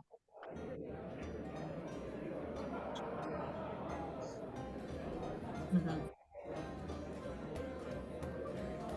Perhaps just to scope it out, as it were. Well, the only place I know where to go to get her healed would be the Wild Arbor, and I don't know how much it will cost. Are you talking about the disfigurement or the exhaustion? Exhaustion. Exhaustion. I'm gonna go check that out. Give me a minute. I mean, I've studied healing there, and I've done a fair amount of healing, but I would not, I wouldn't walk in and ask for a favor. I would walk in and assume I had to pay. Generally,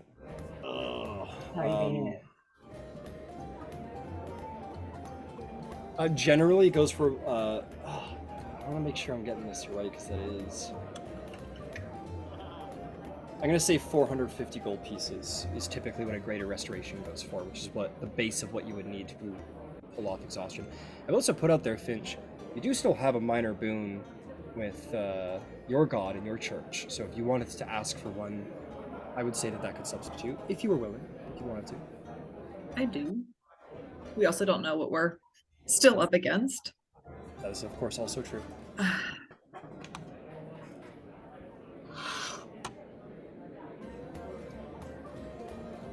Is a greater restoration, that would we be aware that that's the only way then to fully heal?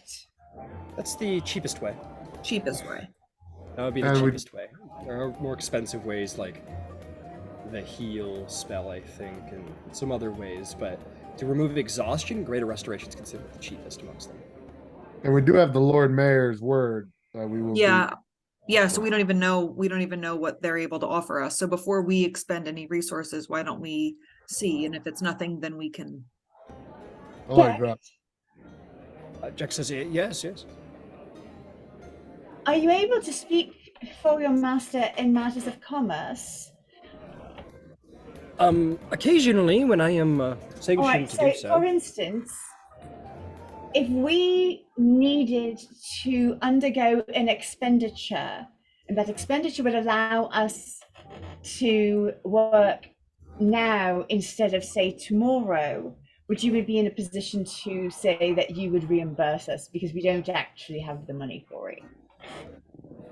I would feel remarkably uncomfortable All right, that's all we need to doing know. with my master's finances. Of course. Yes, I would love to, but it's simply No. beyond the I just wanted bounds. to ask. It's please, no pressure. Thank you so much. No worries at all. All right. All right.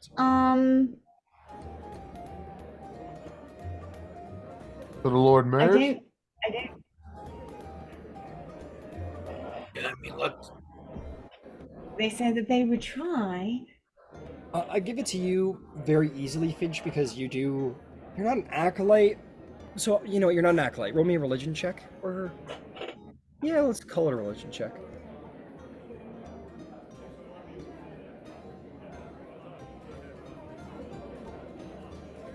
I'll ask, does anyone have the acolyte background? I don't think anyone here does. It wouldn't make sense.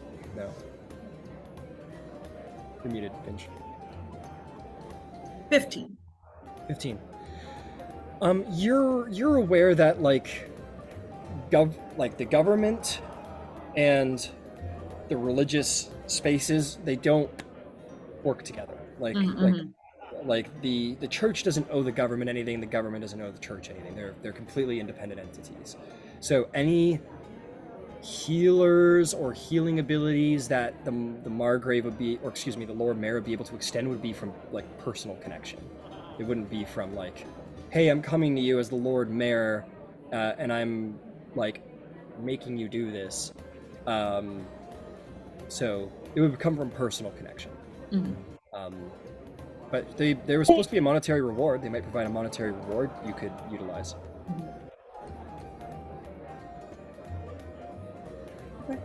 Finch, do you think there are healers at the Temple of Bahamut who might do it? I could ask. I'm not sure if there are clerics there that possess that level of magic or not. Oh yeah. The keeper of the temple definitely possesses that ability. Mm-hmm.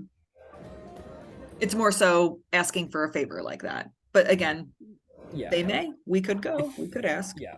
You could always ask. You could definitely call in your boon, and they would definitely be willing for that. Yeah. You can see. So we have options. Yeah. But it is, that level of magic is definitely going beyond like basic charity. So Yeah. it will require some maneuvering. So our options are wait a day. Wait a day, and then I can do attacks without disadvantage. Wait a day and you'll feel well enough to fight. Yes. It's not ideal, but it would have to do.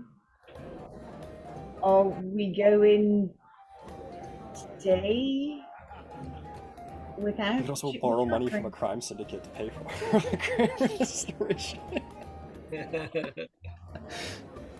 I mean, if you're on your way out with the Myriad, you might as well just... Just kidding. Not really. I mean, we do still have, like, we were just talking about the art pieces, right, that are worth about 800 gold. So, I mean, as a group, we do have the ability to fund for a greater restoration. Yeah, absolutely. Oh, Let's well, just- then let's Can we do it? Get me a price. I don't remember. I heard lots of numbers go by. 450. 450. Done. Sold. Done. Sold. That's You less guys- than 100 gold each. We don't need to contribute. It's already like a separate fund. Yes. There you go. Party fun. There you go. All right, you guys scamper over there. Finch, you see or are you going to the Wild Arbor? Or are you going to Bahamut's Rest? Where are you going? I'm going to look for Adam. I will. Okay. Go to the Raven Queen Temple. Sure. I think we're going to Bahamut's Rest. Yeah, because if it's 6 in one hand, half dozen in another, right? Because it's I don't say healers are healers, but like kind of. You want to go to who you know. You want to make sure you get in the. Bahamut's Rest has kind of been involved with us. Like they were the ones who sent us out, and they were kind of the Better ones. the gods you know than the gods you're acquainting with. Yeah, so we'll go to Bahamut's Rest then. Absolutely. You go to Bahamut's Rest.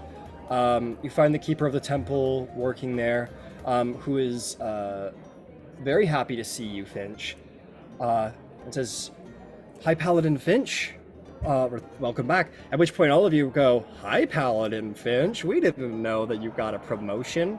And goes, welcome back, but I do have to say, you've performed your duties admirably. It seems that last night there's not a person in Westruun who experienced a nightmare.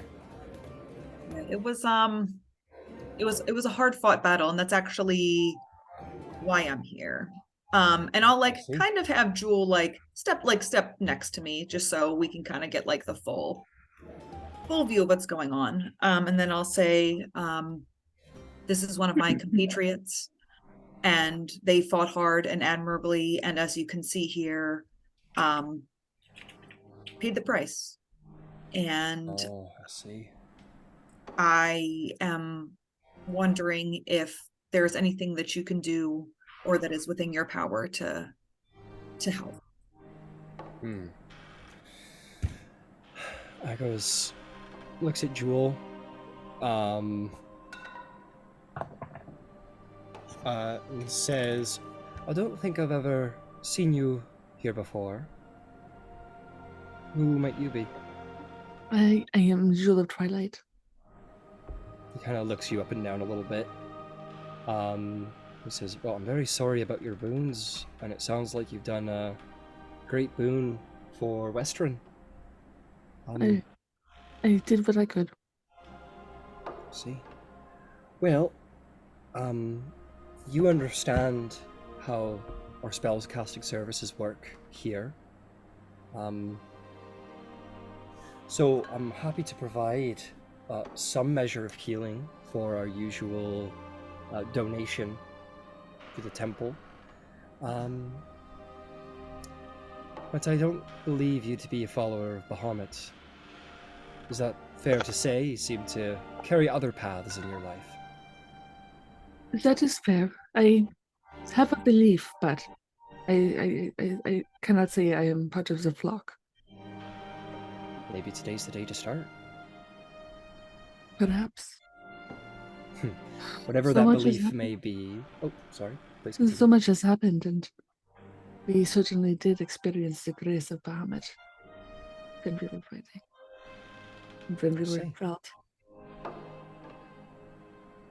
Well, that's good to hear. Because the thing that people don't recognize is that the gods, they're here helping one way or another, no matter how you interpret it. He sort of amusedly looks at Finch and then back at you.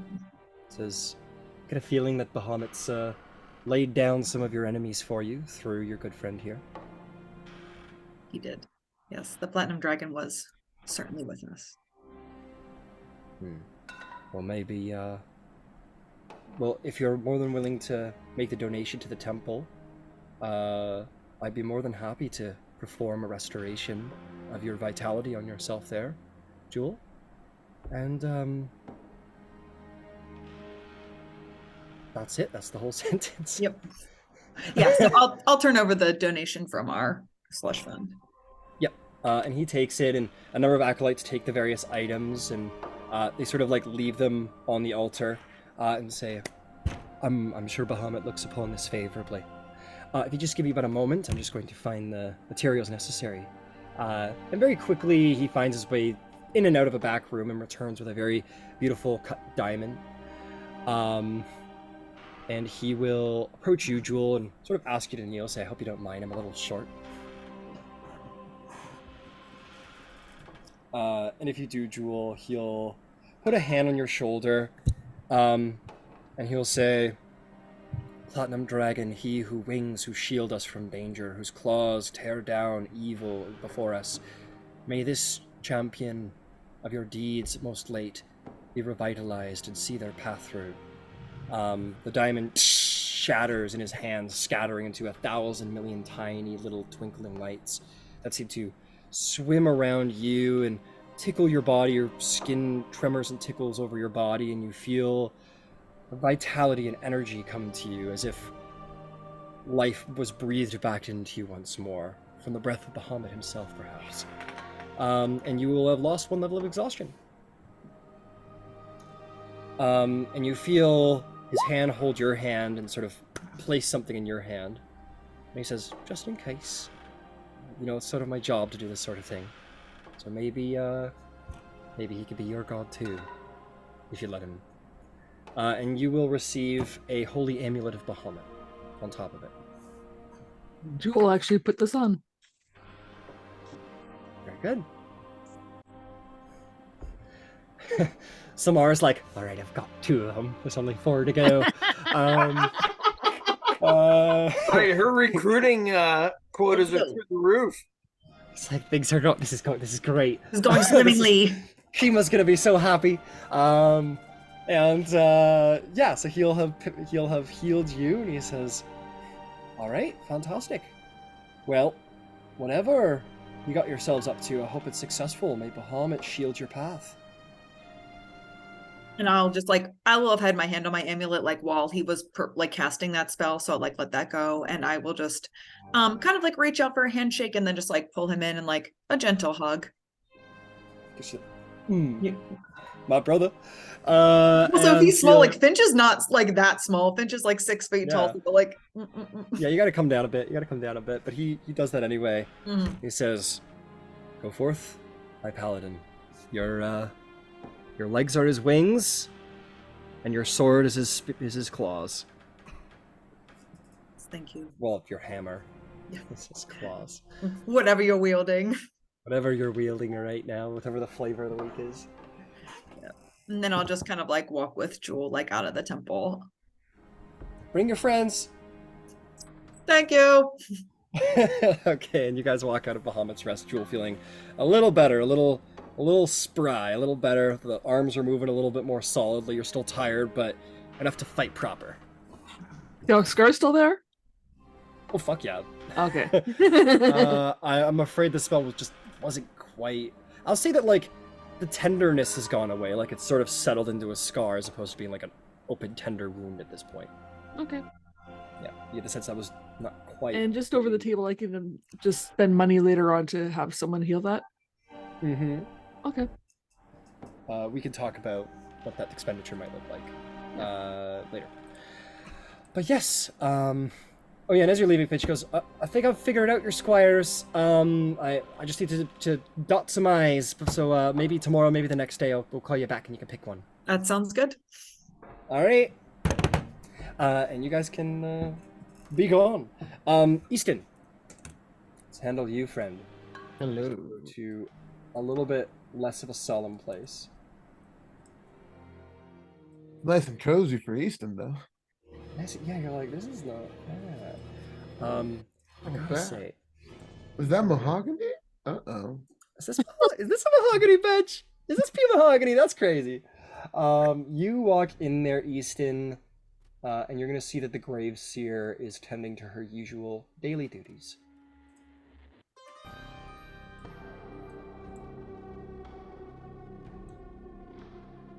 She sees your approach, just sort of looks at you, and says, I hear congratulations are in order. I suppose so, but if I'm honest, I don't feel very accomplished.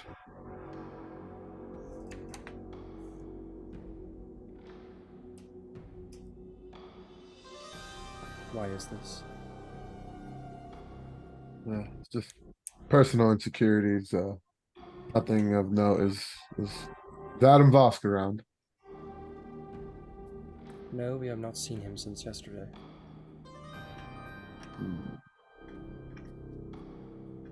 Has the hunt ended? The nightmares have ended, which was the creature that Volsk claimed as his quarry. I would have assumed that he would have done the hunt with you, but maybe not. No, he seems middle of the night, Adam went his own way. And, another joined us, who I don't believe is connected here. But I suppose I should ask if was this indeed the monster you warned me of? The nightmares have seemed to have ceased. Children have been found. It could be. We were not the ones who hunted the monster. That would have been Adam Volsk. You can find him, I'm sure he can tell you more. And you said you haven't Usually seen it sleeps since here. yesterday. Usually sleeps here. Yes. Can you show me where specifically? Make me a persuasion check.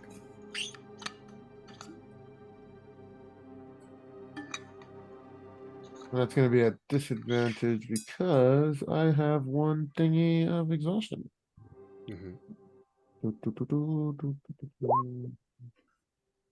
Oh, there we go. There's a 0. She takes out a gun and shoots you in the face. No, she with a 0, she's like, suddenly I just want to kill you. I don't know why. Yeah, in fact, you offend her.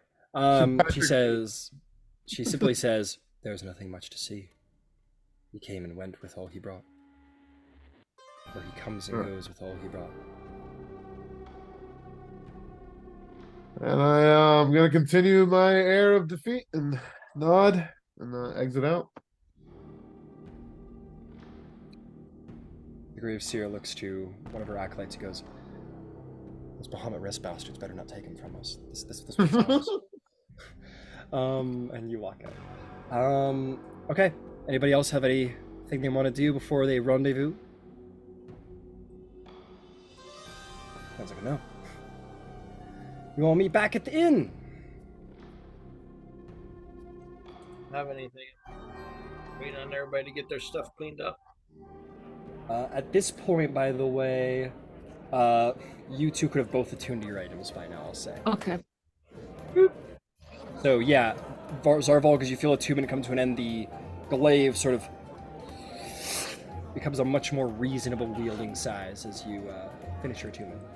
Did you say something about an extra die of damage? So yeah, and this goes for all weapons, by the way. So like, let's say you're hunting an ogre, and you kill an ogre, a large-sized creature, you take his club.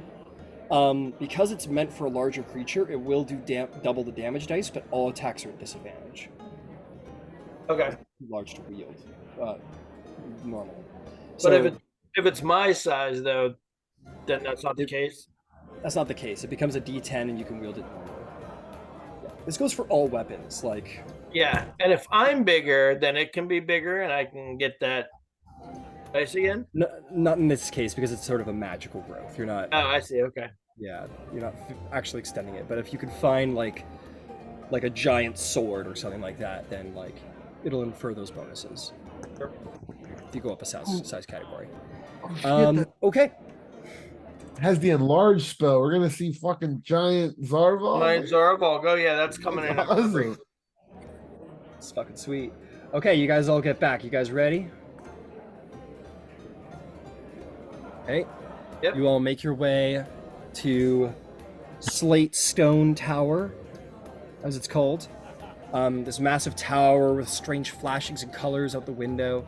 And Jeckt will approach the door and he'll put his hand on the door and says, I think it goes without saying, I have certain abilities as a manservant, and combat and magics is not one of them. So I will open the way for you, but I'm going to remain outside the tower if that is quite all right. Good luck. Just simply be careful. It could become quite the maze in there when there's transmutation is going on. But I'm sure because you are friendly to the Realmseeker, passage will be easier. Good luck. And he will, no key, just simply open the door. It seems that he has the power to do so. And as he opens the door, you may all enter there within. Let's go to a break. Feels like the right time. When we get back, we could try and infiltrate this tower. We show up in Amon. Yeah, we show up in Amon, and my family's like, "What are you wearing?" Are you wearing the carapace of a bug? Very well, take the family armor. Yeah. I'm in my bug era. It's not a phase. Fucking love bugs, dude. They're so cool. Finch starts wearing their hair like just swooped over one eye. You don't get it. I'm fallen now. Right. I'm Skills so protector fallen. shit. I'm a scourge, dude. Show me your wings. Show me your wings. They're still like the pretty. Did you? I can see Finch turning out to be one of the guys from Letterkenny. Exactly. The emo guys. Oh god. Yeah, the skids. The skids, yeah. All right. Let's get a marching order. Let's do 2x2s. You can go first. I'm always towards the back, so. I'll be up there with I'll Finchers. say maybe Zara in front. Are you I'm up? gonna stand Okay. back. Then I'll go in the So I was middle. like, I got this big fuck you giant polearm now. I'm gonna stay at the front. Okay, we got you at the back. Who else is at the back? We're gonna put the dog If right in nobody the else front. wants to go in the back, I'll go in the back. But yeah. Got it. All right, so we'll put Ember and Yvain right dead in the middle. And Jewel, Scared you're looking people you're in the half back. speed, right? Jewel's half speed. Yeah. Are you? Oh, yeah, you're at half speed. That's too bad. So you guys are gonna be going a little slow. You enter into Slate. The door closes behind you. This isn't where you entered last time, Zarvolg. There are certain aesthetic similarities. You know, the bear pelt carpets, the chairs, the paintings on the walls, but it very much looks like that entry hall that was sort of like a library sitting room. It definitely looks to have been like altered. Like the room itself has been redesigned and altered right down to its foundations. A little more dark, a little more sinister. Oh yeah. He said the guy does this.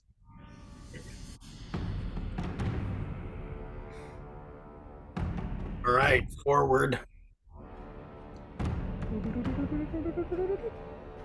Oh man, I think this is gonna be like a situation like last time. I'm gonna use Fen as the party signifier because, of course. And we're gonna go a step at a time. Oh man. Oh Balda. You guys go up these very, very long steps and you step into the outside. It seems like you're in a market all of a sudden. There's Hey. no people around. It's like an empty market. Can I primeval awareness this bugger and see if we can get an idea where these folks are? You span your primeval awareness out to sense any humanoids around you, and you sense none. Oh, great. And then can I cast divine sense? Yes, you sense a dense aura of fiendish energy. And I'll like Just like permeating in the air, like there's fiends about, something powerful. and I'll like whisper that to the party. Yep, I'll scan desecration too, of then. fiends. You're gonna Right. scan too. Make me. Let's call it an Arcana check at advantage.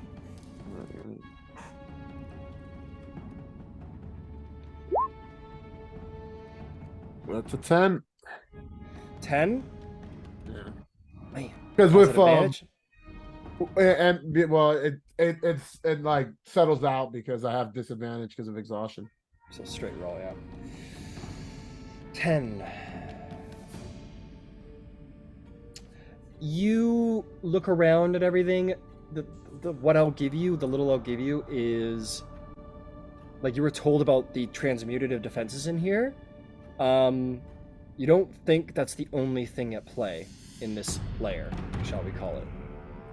Like you think that, yeah, there's some transmutative stuff going on protection-wise, but more likely this fiendish whatever that's radiating around is influencing the environment as well. Lots of magic here. Different magics. Are there apples in here? Can I try an apple? Sure, you pick up an apple and you bite into one. Oh dear. Ooh, you know what? This is actually rather interesting. That was more than one dice, I heard. Yeah. And Ryan's face reaction. I got a fun idea what to do with this here. You bite into it, and it tastes like an apple. It's a little ripe. Make me a charisma saving throw. Oh, Zorvog now just vomits everywhere. A charisma saving throw, Oh, for you say? charisma, that would be con. Oops. Oh, 17. Tastes like an apple. All right.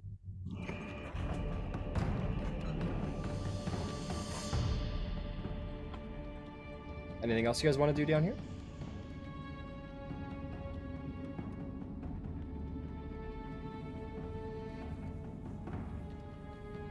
Sounds like a no.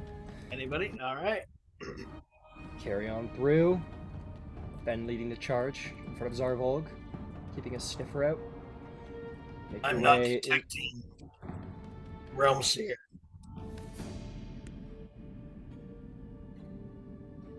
Make your way along. As you guys come to this corner and look down the hallway, you see two hulking men.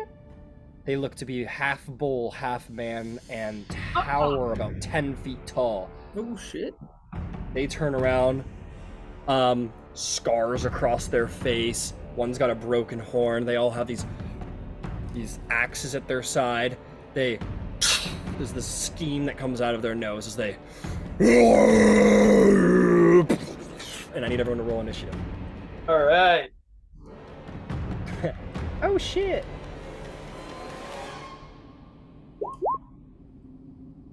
Of course. Of course.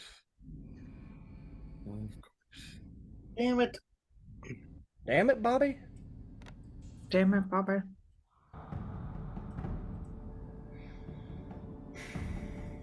Oh man.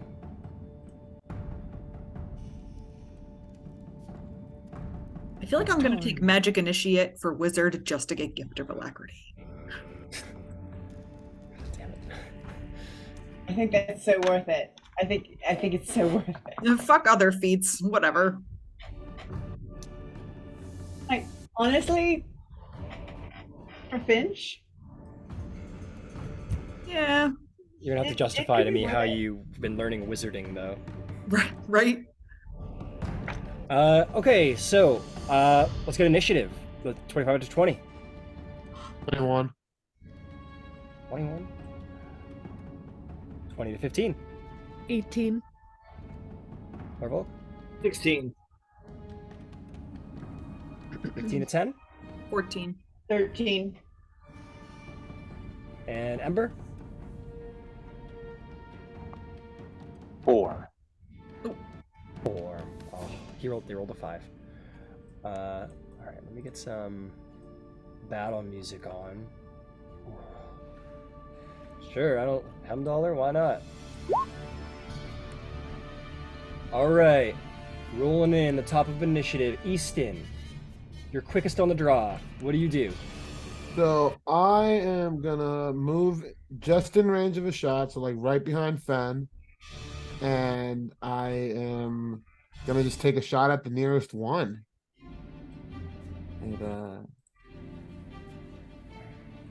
Got it. Yeah, just nothing too crazy right now. These guys are here.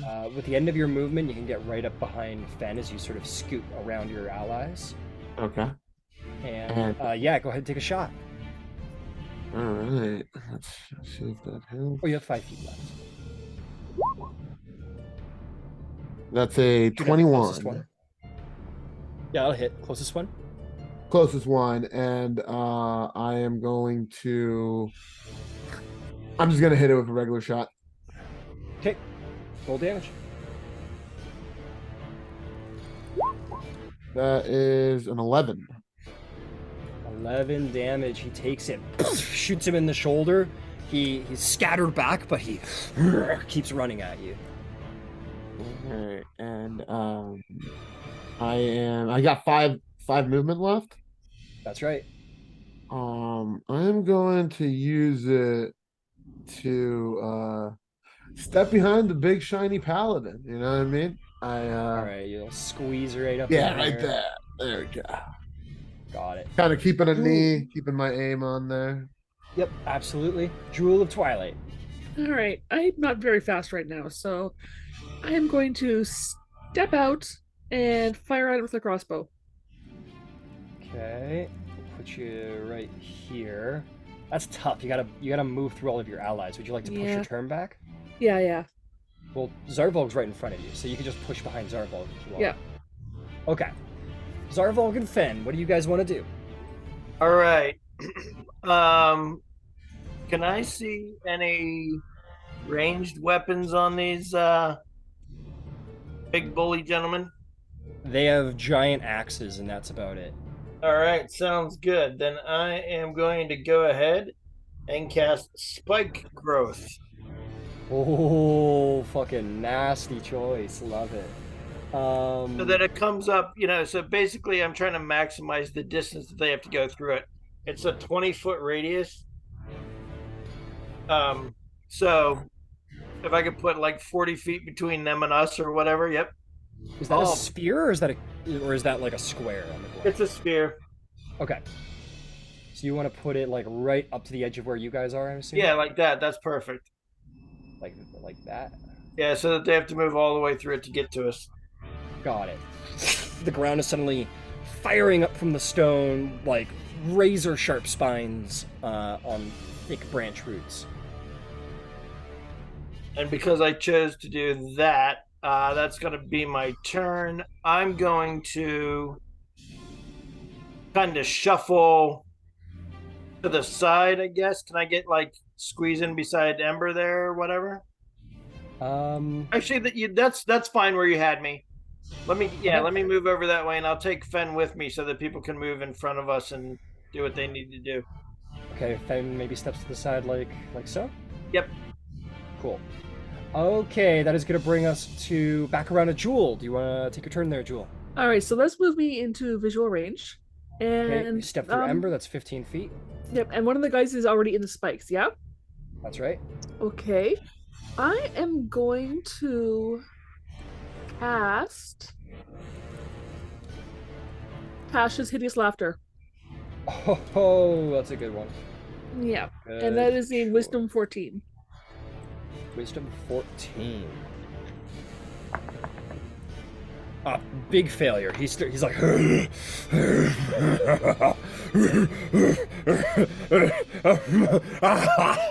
he just falls to the ground, starts rolling around in the spikes, laughing. He can't move. All right, and on I top think that of knocks him prone, right? Yes. Cool. I believe so.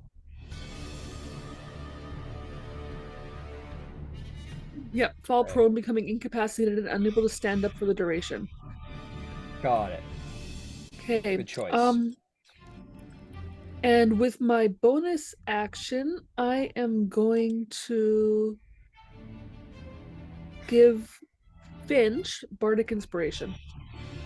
How do you inspire good old Finch?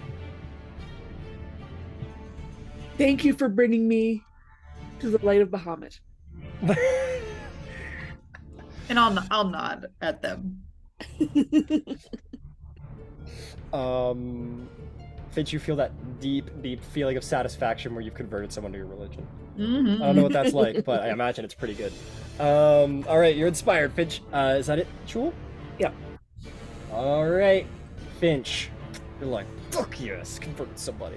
What do you do? Can I just move up to, I guess, wherever the edge line of that would right? Because if I go into that, I'm gonna get hurt, right? Yeah, it's gonna hurt. You can land there if you want. Make some space. Yeah, and then can I just make an observation as to like what type of armor they're wearing? I know the minis are wearing armor, but these guys are proud, bare-chested. But I Okay. will say that these guys are hunks with an H, a capital H with a U on the end. This- Hunka. And the reason I say that is because like they have very much like bulls. They have like thick, like strong muscles, thick hide skin. You get the sense their armor is their natural state. Got it. Well, still in that case, I'm going to extend my hand out and I'm gonna cast Shocking Grasp. They need to be in melee for Shocking Grasp. Oh, really? Yeah, Shocking Grasp is a melee cantrip. Okay, then I'm gonna cast Sacred Flame. Sacred Flame? Sacred Flame. Oh, that's a natural one! Who are you hitting? The guy who's rolling around or the guy standing up? I'm gonna hit the guy that's standing up. Okay, roll me some damage. All right, and then that is 8 points of damage. There's this flare of light, and he is a little singed, a little burned up. And that's about all I will do for now. Got it. Just gonna check something in my mind's eye very quick. Oh, right. That's what I was doing. Okay. Yvain, what's the play, Yvain?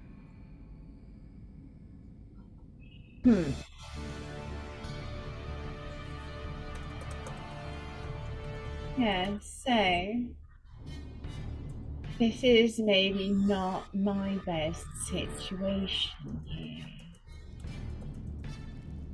So, do these things like look particularly beefy? Fuck Like, yeah. do they still? And they don't look particularly hurt. No. These are probably the strongest, meanest warriors you've ever seen in your life. All right. Well, More so than the Oni. okay. I'm going to cast a first level guiding bolt on the one who's standing. I make. Alright, go for it. Thank you so much. I'm using my star mark to cast this. I'm just marking that off there, please. Take out your scroll, you read it some. All right, that Take is a 5 foot step 17 plus 8 is a 25. Hit, easy hit. That is for 16 points of damage, and the next person to aim at them has advantage on their attack. Alright. How much damage, sorry? 16? Yes. Youch. Alright. This huge burning flame, and this Minotaur's like... And now He's I getting want angrier. to get out from the other side, right, on the other corner, out Okay, of like- everyone's way.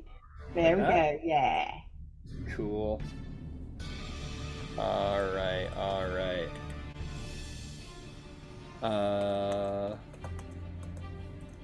Fantastic. That guy keeps rolling around. It's their turn. This guy keeps rolling around because, boy, it's so funny in here. Everything's just really damn funny right now.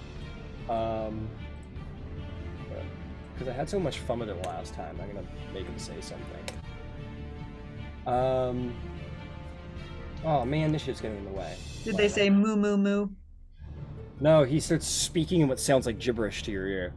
The other guy just charges past him. He doesn't give a fuck. He flies right through the goddamn bush, right up to Paladin Finch. Now, this is going to be a little bit of damage. You hear?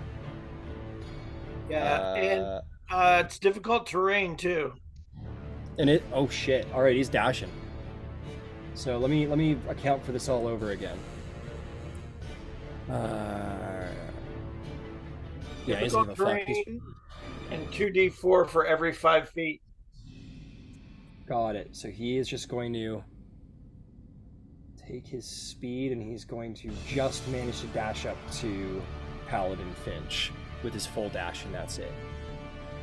So for every 5 feet, 5, 10, 15, 20, 25, 30, 35, or call that 40. So 8. That makes 8. 8. Eight So times roll me 2d4. 16 d4. 16 of them? All right. Because it's 2 for each 5 Yep. foot, right? Yeah. So 16 d4. How do you roll that many dice? You can do it in D&D. In D&D Beyond, right? 37. Hell yeah. 37. Well, his legs are just raked to shit, but that is going to be his turn. He'll be a little more up against the walls. He's like tearing through, and it's very much like the Barbarian Rage, where he's just like taking the pain. He's sort of tunnel vision, just like anger and steam coming out of his nostril. And as he gets to that last point, he just lets out this, and just sort of like barbarian roars at the end of his turn, and that will be it. That's going to bring us to Ember Van Zyl. What would you like to do, my friend? Let's see. Move me up next to Finch.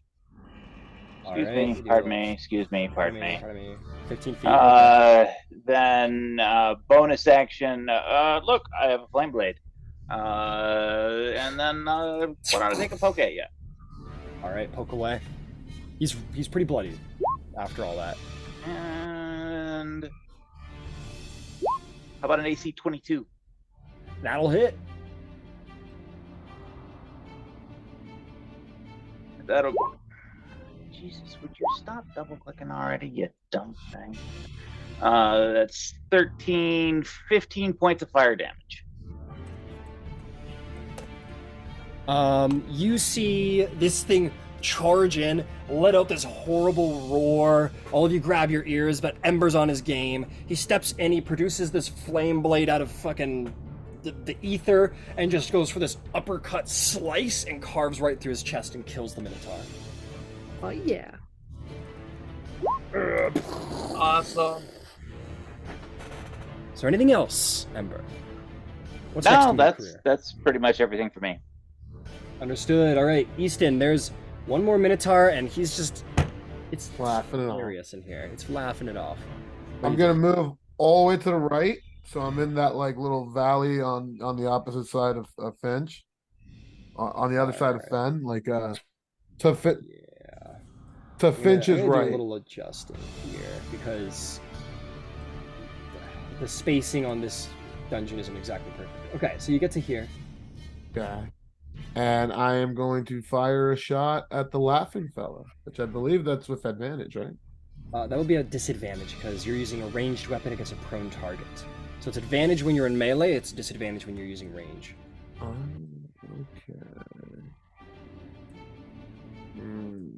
All right. Well, we'll take it anyways. Go for it.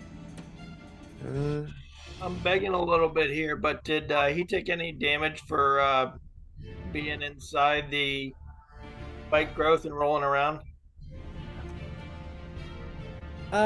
He didn't technically move in there, so he like... I mean, like, he should. Go ahead and roll 2d4. For, like, when he, like, initially fell into it. It makes sense to me. More than fair. I was going to say no, but I will take a yes. Like, mechanically speaking, no, he shouldn't take any damage, but it just makes sense. That was 3. Alright, he'll take a little...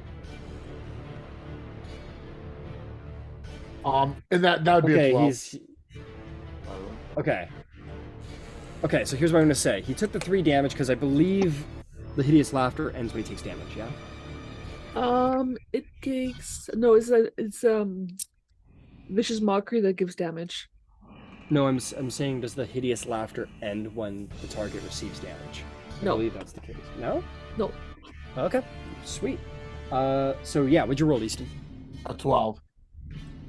12 shoots off the side of the wall, unfortunately. Anything else? That's my turn. Every time it takes damage, it can make another wisdom saving throw. On advantage. Luckily, our cannon aligns because he didn't succeed. Yeah. Okay, if there's nothing else, Easton, that brings us to Zavog the Grim. What do you do? Yep, I'm gonna take a couple of shots. All right, disadvantage, go for it.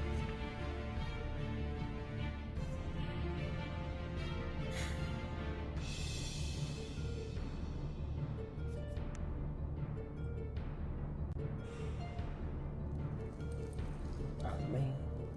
I see that glaive in action. That's what I want to see. Okay, I got a 20 at disadvantage. That'll hit.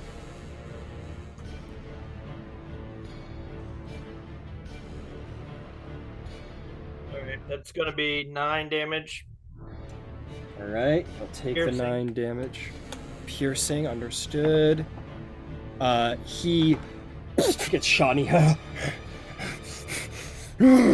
he begins to sit back up and the spell comes to an end. He saves on that. Is he still prone though? He is still prone, yes. All right.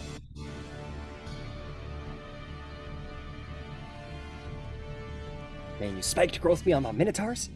Oh, natural 1 at disadvantage on the second attack Uh, for a 9. You roll an attack to confirm against Finch as you accidentally aim a little too far to the left and might shoot Finch in the back. Okay. Young Finch. You like overextend it because you know you're going to shoot him and you start pointing at Fen by accident. Natural 1 again for a 9. I feel like something's got to happen. So no, you don't shoot. So here's what I'm going to say, Zarvolg. You don't shoot Finch because, like, the string on your crossbow snaps. It just like right off, and you're like, ah, fuck. So I'll say you have to spend an action to restring your crossbow. Yep, that's fair. Okay. All right, fantastic. That's going to bring us to the Jewel of Twilight. What would you like to do? Hold my action so that when the Minotaur gets close again, I'm going to sneak attack it. Okay. Ranged or melee? Melee. Got it.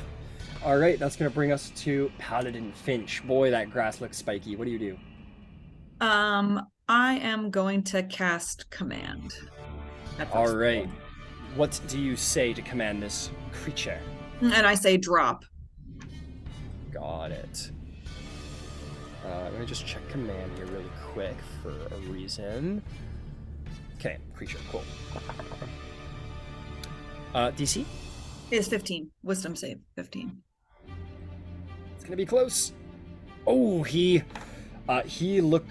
Oh, for multiple reasons. He sort of like... You say command, you feel the magic doesn't quite catch the creature. It seems that its wisdom has saved it. Mm-hmm. That's all I got. Okay, understood. I can still one attack. That's still one damn attack. Yvain.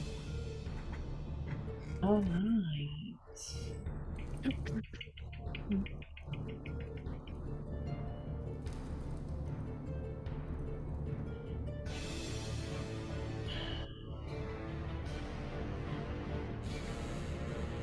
You know,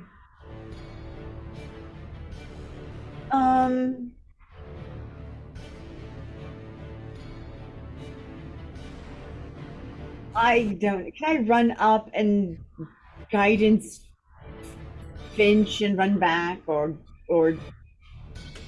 guidance Ember? Just whoever's Sure. You pat Ember on the shoulder, and he will have a D4 to his next ability check. and You just run on back to where. In fact, can I be against the other wall, please? This wall? Ooh, Yeah, that wall. This wall? Sure, no problem. Thank you. Okay, the Minotaur stands back up. This will not count against his spike growth because he's not moving. He stands up and looks down at the spikes.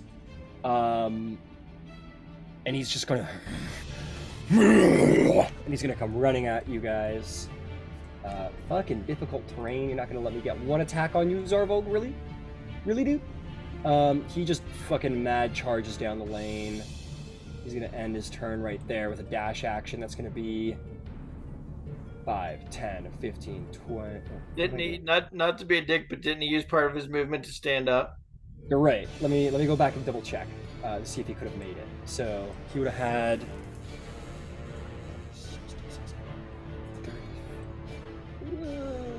Yeah, he's gonna make it anyway. It's gonna be 1, 2, 3, 4, 5, 6. That's gonna be 12d4 damage. Okay. This is exactly when to be a dick. Spike growth is tasty. It's a fucking Spike growth good is good spell. shit. Yeah. Oh, sorry, you can't move, and if you try and get closer because you're only a melee dick, you're gonna get serrated. What a spell. Rangers are slept on. 29. 29 damage. You tear this guy's legs up with your spike growth. Very satisfying. And he gets to the end. And he's like struggling to get through, and then he brings his hand to his axe and raises his axe to swing at someone, but his turn's over. He doesn't get to do it. That's gonna bring us to Ember. Let's see. Action. I'll take a poke. He's at melee range with you, Joel. Should be in melee range of me, isn't he? Of you, not Jewel. Okay. Yeah. How about AC 19? That'll hit. 11, 12, 13 points of fire damage. 13. He'll take it. You slice him hard. He is bloodied. And he needs to get pimp slapped because Red needs something to do, and I have a bonus action, so why not? Fair enough. Red appears. He's got like those like super big rings on his hand, and he like slaps him across the head.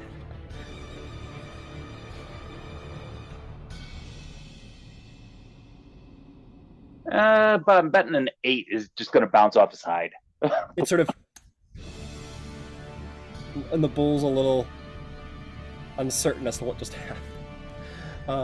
All right, fantastic. Anything else? Feels No, disrespected. that's a lot. Out of my way! Yeah. That'll bring us to you, Easton. You're staring down a giant minotaur. What do you do? I'm gonna try and shoot it in the head. Go for it. You're not in melee, so this will be a straight roll. Well, even if he was in melee range with the gunner feat, I could. Yeah. But that's a 17. A 17 will hit. Roll damage. All right, let's see. 8 damage. 8 damage. He is still standing, but barely, as you blast through his shoulder, and he's like holding the wall with his massive hands. I'm gonna action surge. Fire another last shot. Go for it.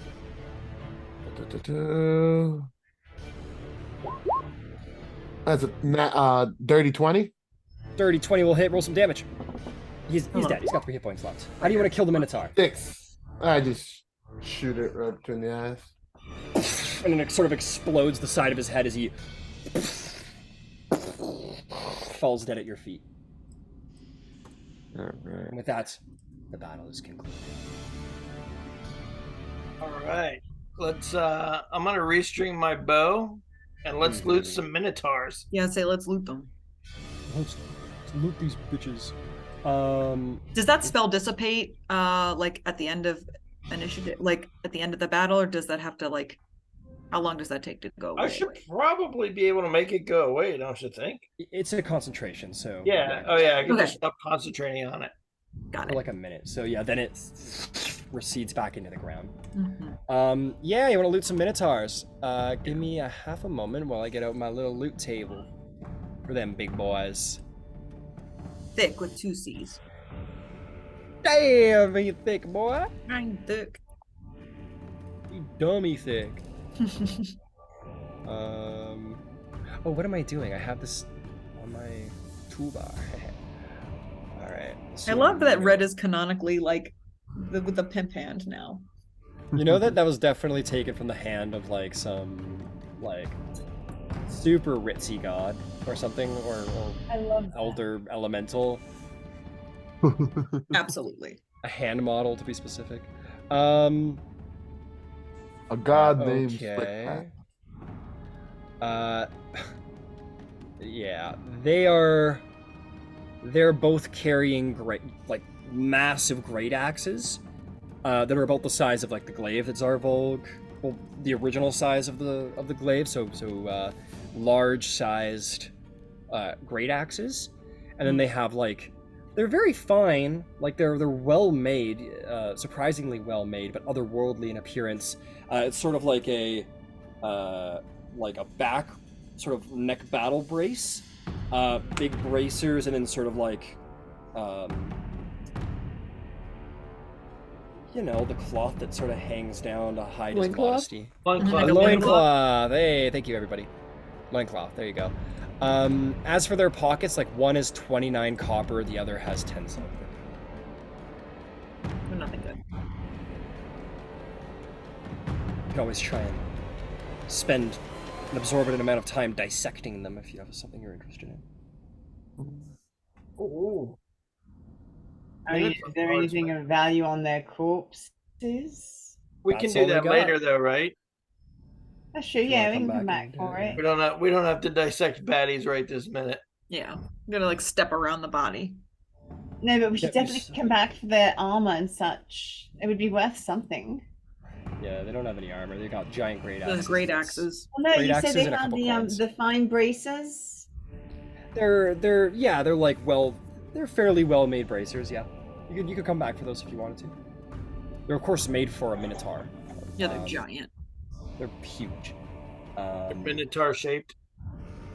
Minotaur shape. That's right. So I believe the marching order was Zarvolg and Finch in the front, Vane and Ember in the middle, and Jewel and Easton at the back, and Fen who's in the front. He's going to represent the party.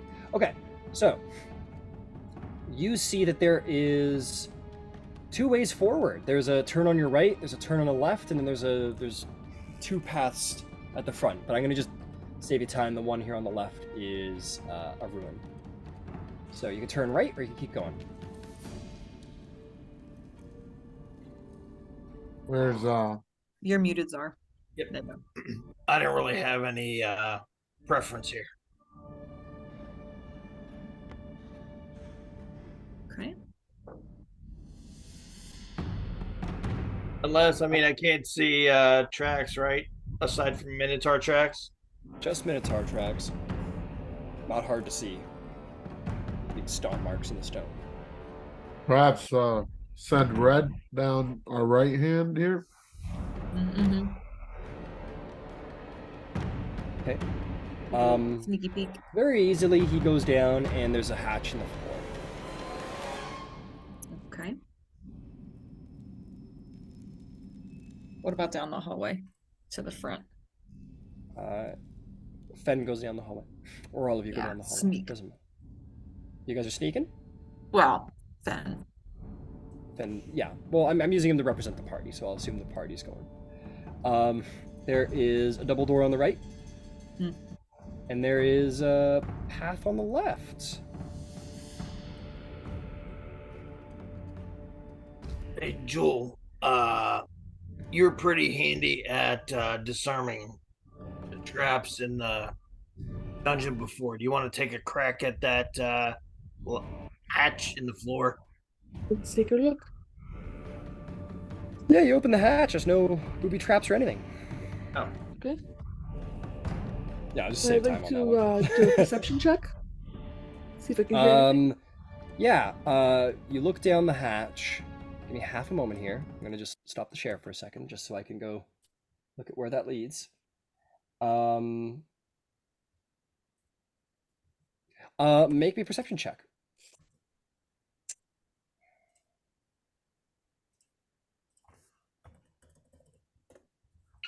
25. It's pretty fucking good. That's good. It's not that bad. It's pretty good bill. You don't hear anything. Okay. Mm. All right. We can come back to that then, I guess. Mm-hmm. I guess we can. Would you like me to check the door? Yes, please. Okay, make me an investigation check at the door.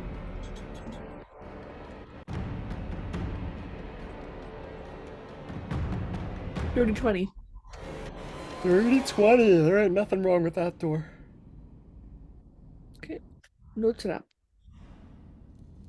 Hear anything? There's not even a lock or anything. The door looks pretty much as it looks on the tail spire.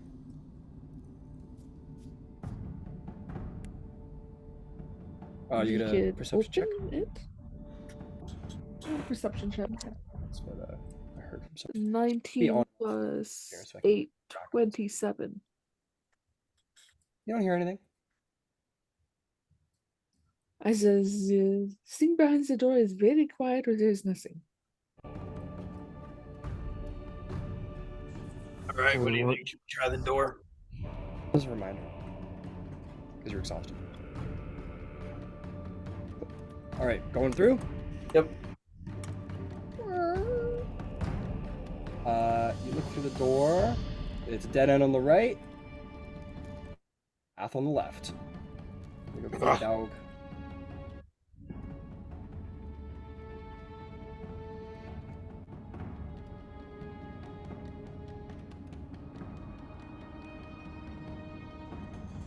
Keep going. Still, I don't have any preference other than doors seem purposeful, so. Yeah, I agree. There's a way on the right, like a sort of thinner corridor. Can we kind of creep around that little, because it's like it looks like it's open on the right there too, right? Actually, sorry, there's a door. Oh, there's right a door there. All right. But that's the only way forth down this hallway, particularly. Yep. Okay. Okay. You gonna open the door? Joel, can you check that door? Okay. Investigation.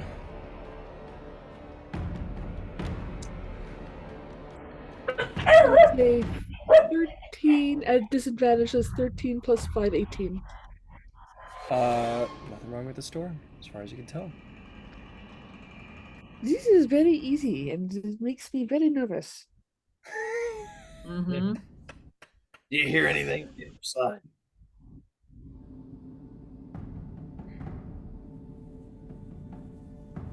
No. Joel doesn't hear anything. You hear in your ear sort of rings as like your ears are still coming down from that explosion from the other day. Yeah. Nope. All right. Shall we try the door? Actually, let me let's go about this a little bit more mindfully. And I can't hide and open a door at the same time, right?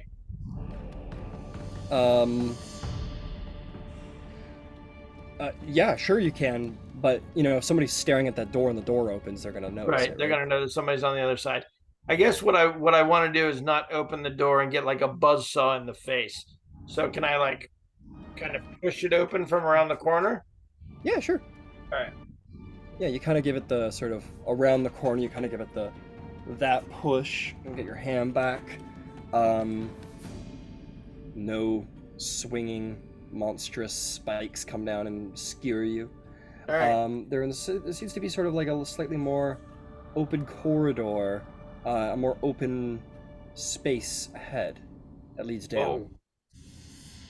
He calls everybody over. This looks like something. The stairs there, or is it a ledge? Yeah, is it? Yeah, it's a ledge. It's a ledge that leads to a set of stairs that go down. Okay. Okay, so there are stairs there. Yeah, at the end of the ledge there. So it's ledge, and then you go down the stairs. Oh, I yeah. see. I see. Yep. All right, we're going in. Yeah. Yeah, I'm going in. Let's go. All right. Go in. Well, that Around. Fen just represents the party. Yeah, because he's the Oh mascot. no, that's a lot. Yeah. Yeah. So you guys could go right into another sort of larger looking room, or you could go down the stairs, and there seems to be a door. I think that's a door. Hmm. Yeah, there's a door down there. Yeah, let's go for that door. Mm-hmm. Okay, you guys make your way all the way down, right in front of the door. Scooby Doo. Yep. You guys do have to do a little leap down the stairs, but again, I'm not worried about it for this party. Okay, you're at the door. What do you want to do at the door? All right, Joel, you want to check it out? Mm-hmm.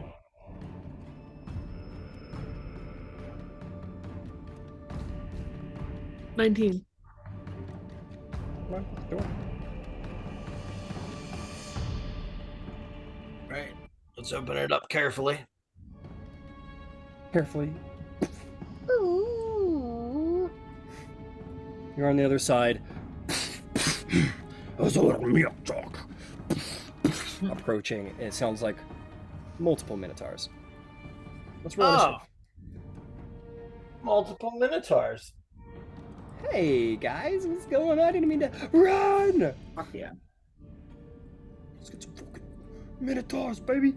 Let's go. You can't stop. This is payback for us dodging every other encounter in the other place. You think Oh so? boy. Don't worry about it. Don't worry about it. You didn't see that. We really didn't see that much. I know. It's all good. It doesn't really matter at Not this enough to point. matter. It's happening. I'm gonna put Jewel in front there, Finch. Maybe we push Yvain to the back because Jewel was at the door examining it, so it would make sense. Yeah, no, that makes sense. All right. All right, and we're gonna put Red down on top of Ember. And let's get it on. Come on, guys. Come on, boys. I need you to roll good. Okay, so right. Okay, 25 to 20. 20 to 15. 19. 19. A 19 from Jewel. I got a 19 from Zarvog. What else? No, I got 16. I got a 19. I think Jewel got a 16. 16. Okay. Did you get some I got Zarvog? I got a 19 and Finch got a 19. Yeah. Finch can go first. I'll wait to see what they do. Mhm. Okay. What'd you get, Easton? 15. 15. Okay, so just after Jewel. Okay. What did you get, Ember? 13. 13. What'd you get, Yvain? 8. 8. Got it. God damn it! Stop rolling so high. I want my bad guys to go. I like Yvain and Happy. Yeah, because it's Yvain and Happy. Happy's around. Mhm. Happy's just like a little bunny. He's just minding his business. I you just know? like how your thing says like PC, Yvain, and Happy. Yeah, Yeah, 'cause because they're Happy's hanging out, but like, no, there's a reason for Happy now. Now that I realise what's going on here. No, I got it. Happy's just doing Happy, you know? Happy's just minding their business. Happy and I had a talk last night. Oh yeah. Happy, you need to mind your own business. Happy's like, say no more. Okay, let's get to it, folks. I gotta put on some battle music, and we're gonna get things going. Get turned. Let's do. I want to do Cyberpunk War so bad, but it doesn't make any sense. Brutal battle. Okay, starting the initiative off is, I believe, Paladin Finch. What do you do? Can I start to use my movement to come to like the doorway? I don't know if I have to move through their space or not. Yep, you can move through their space. 15 feet will get you right in the doorway. Okay, and then can I just like, yeah, all right. So I am observing, I guess, from there. So Yeah, you see about 4 minotaurs, and they all start speaking in their strange language. And they're all roaring, angry, like slamming the ground with their axes, getting ready for battle, getting all hyped, getting raged. do they see us or no? Oh, fuck yeah. Okay. And I will relay to the party like about how many I'm seeing. Yeah, and then I have 15 feet, right? That is right. Where would that put me? You want to run into the room? That could bring you to, like, here, for example. Yeah. Okay. Anything else? And then, do I have on that first Minotaur, can I cast Sacred Flame? Hell yeah, you can. Okay. That's gonna be a failure. And then it is going to be 16 points of damage. 16. Good job. This, not 26. 16. This just destructive blast of platinum flame emanates around the first Minotaur, who roars in just obscene anger. Anything else?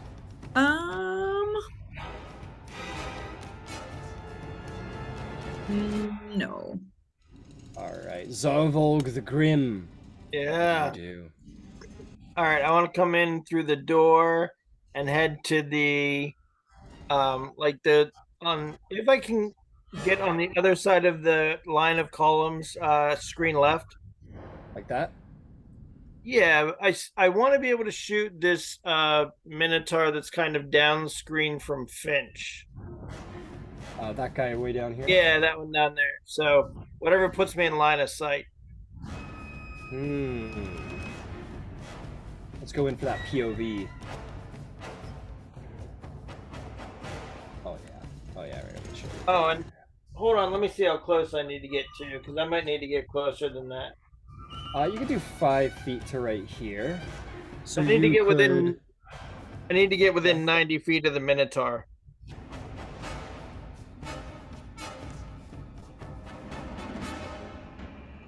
You're definitely within 90 feet. Oh, good. Okay. So you would have gone. Oh, come on, it's not that much speed. You would have had to have gone 5 feet to there. So that would have cost you 30 feet to get right there. Oh, okay, great. That's perfect. Go for it, sharpshooter. Yeah, I'm going to hunter's mark. Okay, he's marked. And point my crossbow at him and be like, "You and me, big boy." And start firing. All right, go for it. It's a 26. That'll hit. Go ahead and roll damage. You and me, big boy.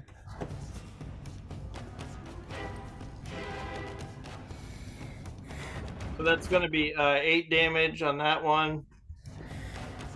8 damage. All right. These are not considered humanoids, by the way, just to be clear. Yep. I'm not 23 to hit. 23 will hit. That's a little bit better. 12 damage. 12 damage, nice. And your third Dread Ambusher strike.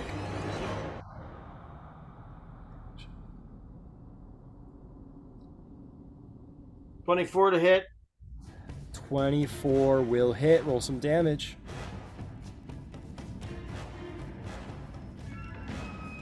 $13 damage. 13 damage. Okay. Okay. And Oh, did you I'm put your gonna D8 in there? I'm gonna bring Fen over to like stand kind of. Actually, 5, 10, 15, 20 feet right there. yeah. In that like space, the open space directly to Zarvolg's screen right. Okay, so like that. 2 more over, like right beside him. Like right there behind the column. Yep, like there. Yep. How much? Yeah, he's got the speed for that. It's like he's got like 40 feet, right? He has like 40. Okay, he can get there, no problem. Anything else? Nope, I'm done. All right, that's gonna bring us to the Jewel of Twilight. What would you like to do?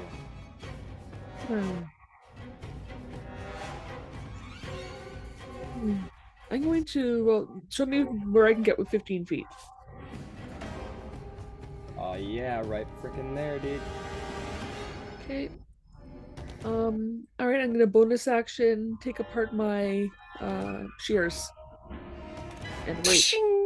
They are hooked razor sharp sickles now, as you prepare. And that's it. That's all I can do. Okay. Understood. Easton. So I want to walk in through the door.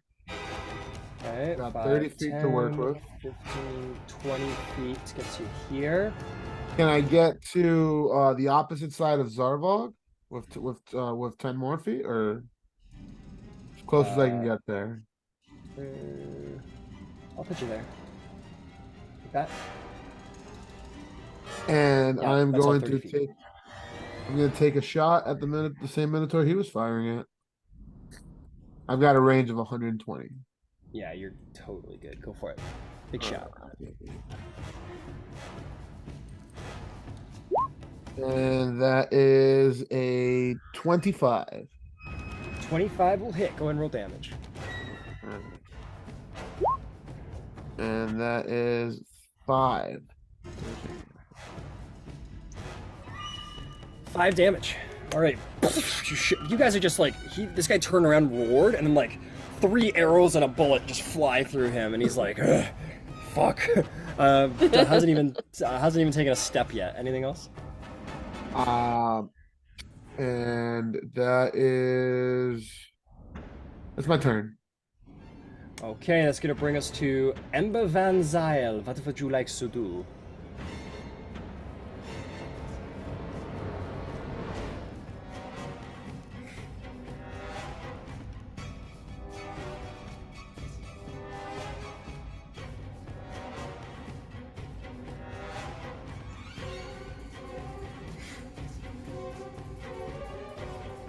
Now,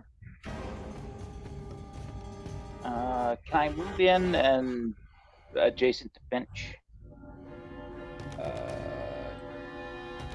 Like that? And one diagonal towards the top of first north. Like so? Yep. All right, no problem. And then the one that everybody's shooting at, might as well catch a firebolt for good This guy's measure. Like, fuck. Come on, man. Let me get one in. I didn't even do anything. You didn't do anything. Yeah, but I'm betting an AC 10 misses. Yeah, this time he gets his arm up and he finally gets an arm in front of himself and it bounces off. Okay, and bonus action, I'll just have Red come up with me and hang out in the square next to me. So Alright, we've got like a little line of 3. Does a little hand modeling while it's there. Yeah. It vogues in hand. All right, fantastic, Ember. All right, that's gonna bring us to our nemesis. This one is pissed because it got shot a whole fuck ton of times. Yeah, it did. It is good. Yeah, it did. It's going to take the bonus action aggressive feature, and it is going to. I think it's gonna charge Zarvolg. He was like, "Me and you, big guy." So I think he goes running at Zarvolg. I think he just for drama's sake, he smashes through this pillar. It's gone. Nice. I like it. Badass. Yeah, he goes running through and like full Hulk just like slams it out of his way and kind of, and he goes in for you. It. Yeah, he juggernauts it straight through, exactly. And he's going to go, and as he's charging, he runs with such speed that his whole front body drops in front of himself, and he points those horns right at you, buddy. Uh-oh. Uh-oh. Wait a second. Stop it. He is going to make a reckless attack as well while he's at it. Oh, fuck. Come on, big numbers, let's go. That's going to be 18 to hit. Yeah, that hits. Oh, it's going to feel good. That's going to be... Pierce over here. Alright, fine. He smashes into you. That is going to be 21 points of piercing damage. I need a strength saving throw. All right.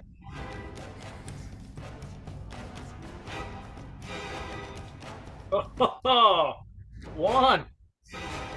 He smashes into you, and you go flying off of your feet back into the wall, smash against it for another 2 points of bludgeoning damage, and you land prone on the ground. Okay. and he sort of does, and he like kicks with his leg, sort of kicks the sand back with his leg like a bull does, and sort of and looks down at Fen, who's going just like barking up at him. He's pretty proud of himself, I bet. Oh, I feel so good right now. I didn't get to do anything with those first two, so it made it all the better. This one looks at you, shiny paladin, and it's gonna go. He's gonna, and he's gonna charge at you, head down. He's gonna try and gore you. He's gonna do it recklessly. How does a 22 hit? I'm gonna use my reaction and cast shield. And it smashes against the shield, and the shield, like, there's like cracks across it. But it does protect you. And then he's just gonna reposition himself over here, and that's gonna do it. These two guys are gonna close. They're gonna use dash and aggressive. This one's gonna charge you, Paladin Finch. And this one's gonna charge, and he can't get a line on anybody. So he's just gonna take the dash action, come up around the back here. Oh, he'll stop here actually, because all right, this guy's gonna try and gore you, Finch, despite your thing. He's gonna go for that nat 20, for being honest. Nope. And he smashes, cracks against the shield once more. And that is going to be the Minotaur's turn. Ooh. You also hear from a distance. Sounds like Moore heard the sounds of your combat. I'm going to go check on those guys real quick and see how long it takes them to get here.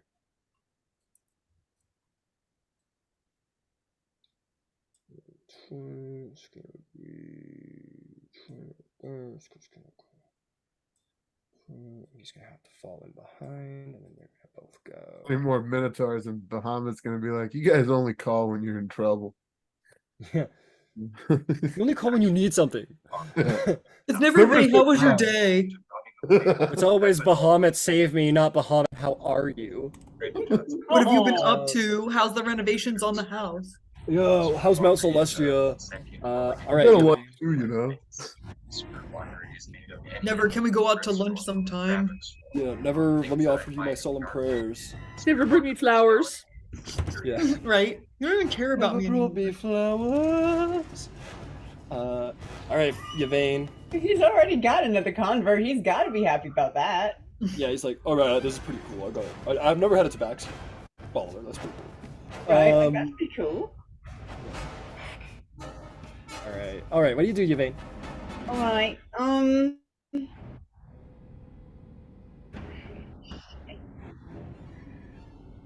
So if I was to dart in, just Where's like the door?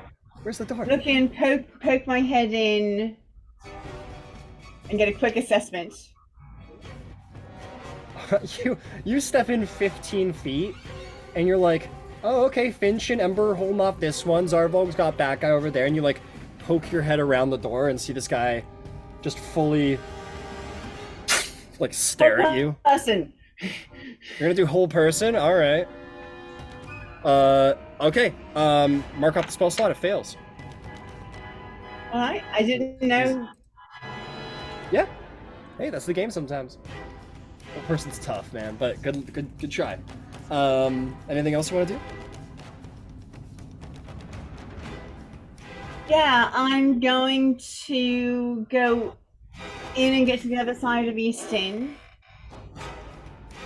Alright. That way. You've only got 15 feet left, so pushing through Easton and Jewel, you can get to here. Does that work for you? Yeah. Okay. If that is all, that'll bring us to Paladin Finch. You stand down with two great... your shield cracks and smashes before you. You've never felt so naked. What do you do? Let's see here. I was going to do that, but Ember will get hit, and I don't want that. Let's see. I am going to cast Radiant Soul. All right, you focus in on your divine power, and two great wings flood forth from your back. Yes, and I am working on an updated mini so that it can be like Finch with wings. Hell yeah, hell yeah. And I think that takes an action to trigger. Indeed, it does. So, I just want to check my bonus actions real quick. I think that's it, because I want to cause a shiny distraction. You certainly are that. Zavog the Grim, you just got the fucking daylight shot out of you. You haven't been hit that hard in a while. What do you do? You're muted. That kind of does like the arm across the sleeve across the face thing.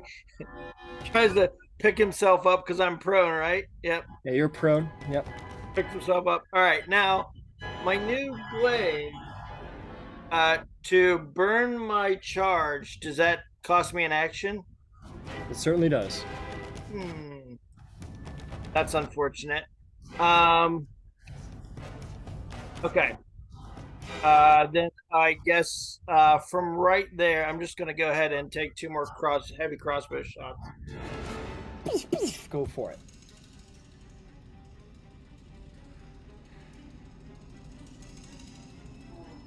$27. That'll hit.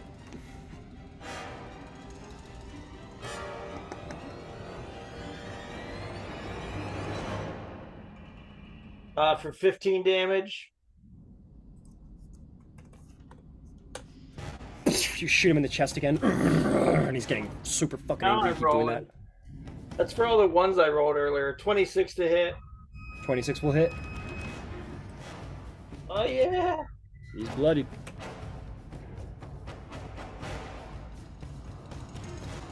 And 18 damage.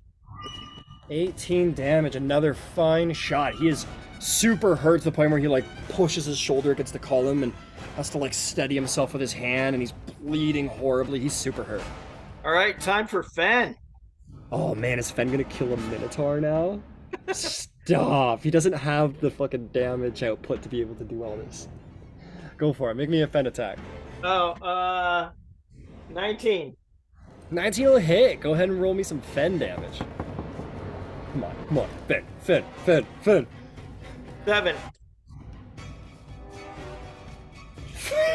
Fucking ridiculous.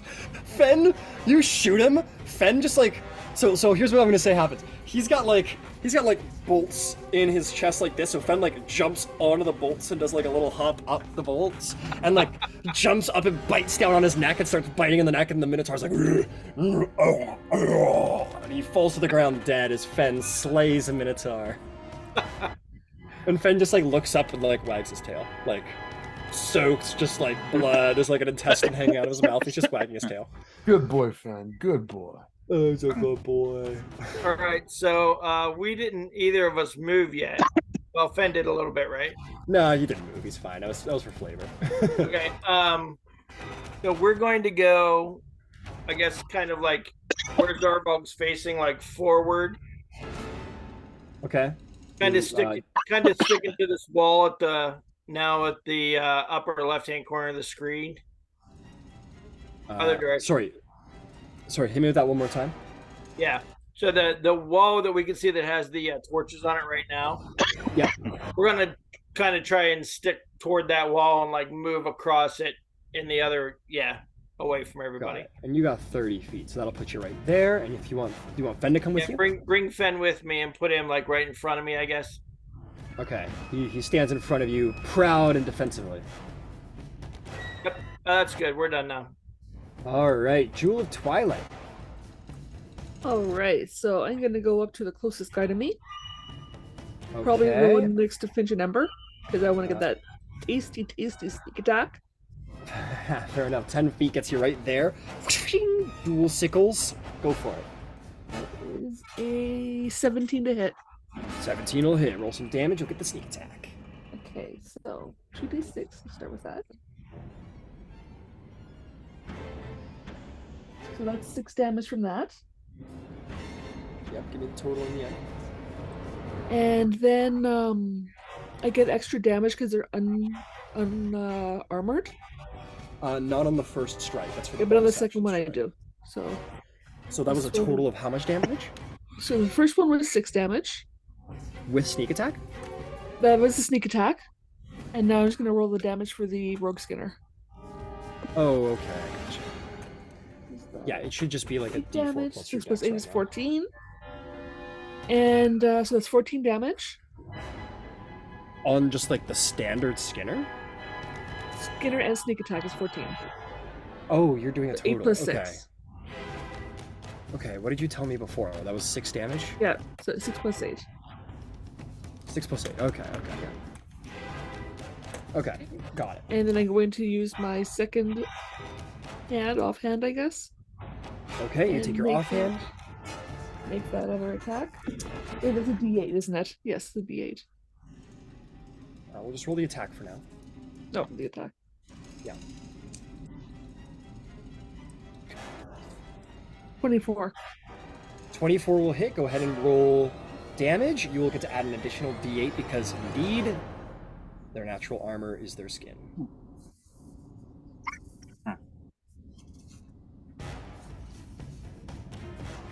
11. All right. Kind of horrifically, you guys see Jewel come up with these 2 sickles. The first one, she just like carves a good slash right out of the meat of the chest. And then with the second sickle, she puts that right into the first wound and like turns the blade and like flays flesh off the side of the Minotaur, and it bleeds horribly. And it goes through like a hot knife through butter, and you're like, yeah, baby. Is there anything else you want to do? Cunning action disengage. You just did your second attack with your bonus Oh, that's action, right. Yeah, okay. Then yeah, I'm gonna like pray. Okay. You're gonna just stay there? No, I can't move anymore. I used all my movement. You use 10 feet, you have 5 feet left. Yeah, but I don't want to. You don't want to get hurt. No, let me do it. That's fine. No. Okay, that's Easton's turn. Easton, you just saw Jewel flay this Minotaur in the middle of a battle, which is horrible but effective. What do you do? I do, but I also see one coming towards the flank. So I'm gonna move to the pillar near the downed Minotaur. All right, like this. No, just like a little bit behind it, almost like taking cover, but ready to take a shot, like right next to it, right there. God, you snuggle up I next still to the want to be able to take a shot at him, so I'm not quite like undercover, but yeah, you're good. and take as the a shot bonus here. yeah, right there. And as a bonus action, I'm gonna imbue my weapon with my Crimson Right. All right, you carve a little chunk of your hand off. Go ahead and make a D4. This is a 2, so I take 2 damage. Yes, you do. And Weapon is lightened. I'm also going to use my Blood Maledict, my curse. Okay. Blood curse. Which is no action. Yep. And depends on the blood curse. Yeah, it depends on it, right? But mine is the one that gives me what's it called? Why doesn't it show up there? Okay, my Blood Curse of the Marked. That is a bonus action. Oh, that is a bonus action. Never mind. So disregard the Blood Curse and just the You right. still do it. It's just a bonus action. But I already used my bonus action to imbue the weapon. Right? Yeah, that's right. That's right. So disregard that. My bad. And I am going to take a shot. Go for it.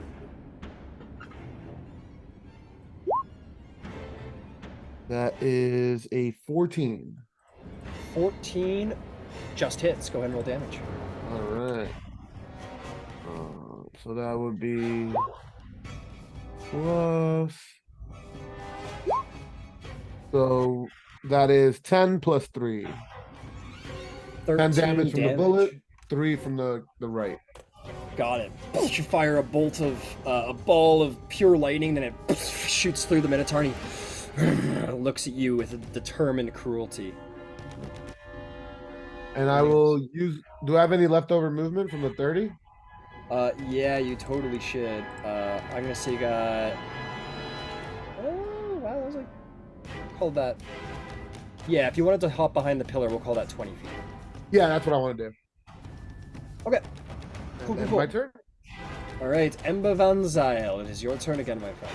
Okay, I'm gonna move catty corner away from Finch. Yep, you're headed in the right direction. All right, you want to kind of do like this thing? Nope, just one square. Okay, just one square. Yep. Oh, one over. And I'm going to bring Red with me, and he's gonna go one more square.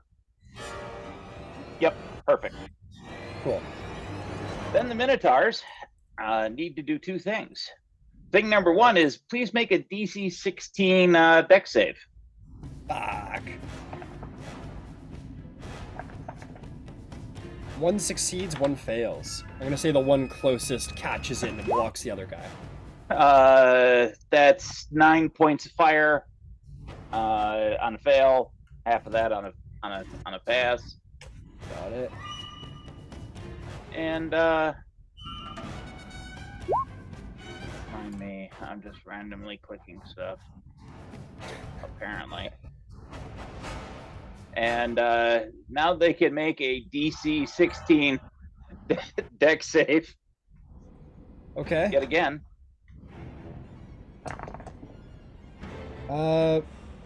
One succeeds, one fails. One's blind, one's not. Okay. I'm gonna roll for who got the blind. I'm gonna say that this guy's just having the bad day. This guy looks right at Red and like goes, and he's like, ah! And then it burns him, and this guy's like, boy, I'm sure glad that Minotaur was standing in front of me. So this guy's blinded and extra cooked. And that's what we remember. What's for dinner? Fantastic. Anything else, Ember? Nope, that's everything for me. All right. This guy's real fucking blind. He's real fucking angry. I think he's got to swing at I'm just gonna roll for if he's swinging at you or if he's swinging at the hand. He's swinging at the hand. He's mad at it. He's gonna recklessly attack the hand. That's gonna be a. Come on, Brain, you can do it. So proud of you. You're so right. That's gonna be 23 to hit. Yeah, that hits. Brings his great axe down on Red for 19 damage. I am going to use my reaction to give Red resistance. Okay. He will then take 9 damage instead. Okay. All right, fantastic. So he brings the axe down, and you funnel a little bit of your elemental power into Red. It sort of blunts the blow. All right, that's that Minotaur's turn. This one looks at Finch and knows that Finch's day is almost over. Like, for sure, for sure. He's gonna swing his great axe as hard as he can. I don't think that's gonna hit with a 15. No. And you get your shield up, and it... And to his credit, though, it puts a heavy dent in your shield, but doesn't quite make the way through. That's that one. This one brings his horns down. He's gonna charge Yvain with all of his fucking might. Oh, fuck. Reckless. So there's gonna be 13 to hit.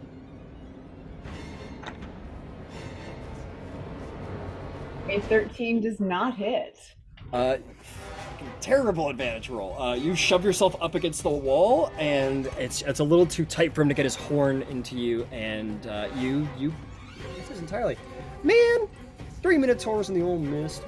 Okay, I'm gonna go get my other Minotaurs who are running to the scene of the crime. We are the vegan police. Here we come. Okay, I don't need to hide anymore. They're here. You see charging down the hall. 2 more Minotaurs come to join the battle. They see the issue at hand.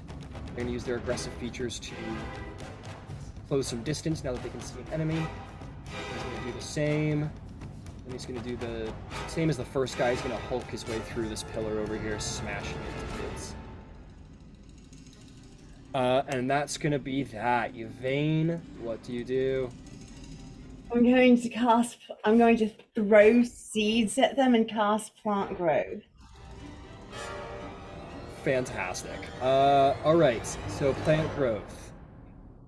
Let's I see. wanted to slow them down and block the door as much as possible because it's going to make everything difficult to train. Yeah. Only the areas you choose within the radius. So yeah, I want to block up as much of that space as possible to make it difficult to get through. Okay, so why don't you tell me what is the radius of plant growth?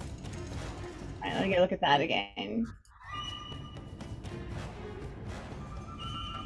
It's some ridiculous number, like. It is because I can cast it. It's 150 feet is my range to get to it. It's a 100-foot radius. Okay. And a creature moving through the area must spend 4 feet of movement for every 1 foot it moves. Okay. Is there anywhere inside of this radius that you would like to make not rough terrain? Yeah, I don't want to make rough terrain where we're standing at all. Okay. So, tell me more specifically. All right, so I mean, like, carve out the space where we are currently. Yeah. okay, like that. So yeah, that looks like it's us. Okay. Oh, can I say something? Yeah, go ahead. You don't have to carve out a space for me. Yeah, I need to carve out a space for everyone else.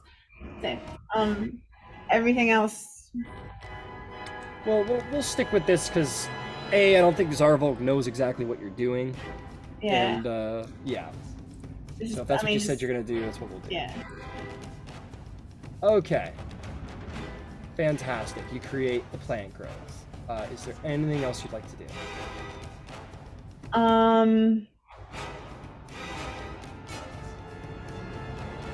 Does anyone look particularly injured right now? Probably Czar. Zarfog, okay. I want to. Where is he? Sorry, I've lost him. Well, you just used you can't heal unless you've got a bonus No, I action know. outside of spells. But I've got my movement still, don't I? Yes, you do, yeah. So couldn't I move towards him? Sure. So I was Yeah, thinking I could absolutely. move towards him and be ready to heal him next round. Absolutely. Okay, you run over here. That is an opportunity attack. Sorry, turn my turn. Makes it during that turn. Okay, he's gonna try and take a great axe slice at you as you run away. Man, that's gonna be 14. Nope. Thank you. Nope. Is there anything else? No, that will be all. Thank you so much. All right, Finch, what do you do?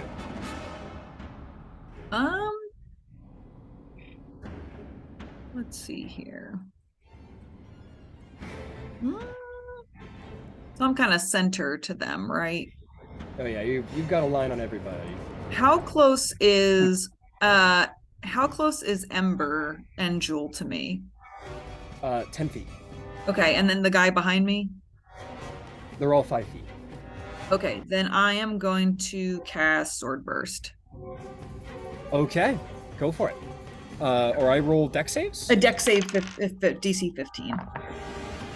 All right, that is a save. That is a failure, and the blind guy definitely fails. And then let's see here. So that damage is 8. 8 damage. 8 damage. I'll say this guy takes 8 damage as well. Okay, is there anything else you'd like to do? Radiant blades circle around you for a moment and fire off in all directions. And the blind one, can he take the 5 points of radiant damage that come from my radiant soul? Sure thing. Why not? He is hurting. Right, is there anything else? I think that's... Yeah, because that was my action, so... Yes, that should be it. All right, Zarvolg. What do you do, my friend? All right. Let me put an arrow in the really hurt one. All right, blind guy, you'll have advantage. He is blind.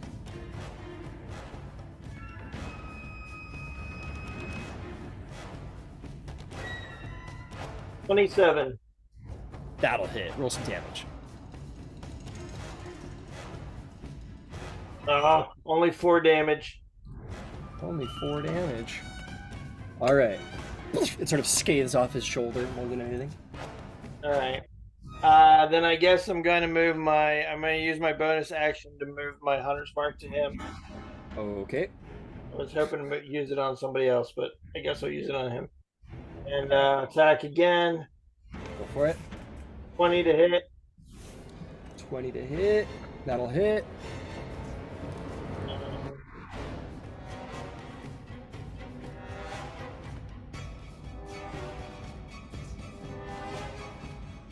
Oh, sorry. Hang on. No problem. All right, so that's 12 damage. 12 damage, and that is a dead Minotaur. You fire into him twice. He falls down, defeated. All right, now I'm going to move Fen catty corner 1 space towards Yvain, but right in front of her, kind of. Not right in front of her, but right there. Yep. Cool. And I'm going to move into the rough terrain. All right. That is, where do you want to go? There or there? Yeah, diagonal. I guess like 20 feet. All right, there you go. That's 20 feet of movement, as it is 4 times the normal terrain in here. Oh, but I'm not affected by. That is true. You are not affected by it. I forgot all about. Well, actually, I want to go check the wording because it might not be. Wording's important here. Oh, if it does affect me, then I don't need to do it because that's the whole reason I'm doing it. Yeah, no worries, no worries. We'll go ahead and check. Very overgrown. A creature moving through the area must spend 4. Yeah, it's not specifically listed as rough terrain, so we would say that yeah, this would be even a little bit too much for you. Okay. Okay, then in that case, I'm not going to move. I'll just stay there. Okay, fantastic. If that is all, that'll bring us to the Jewel of Twilight. What would you like to do? I want to attack the guy who's to my left. All right, he is Yeah, lined that up for a big sneak boy. attack. Go for it.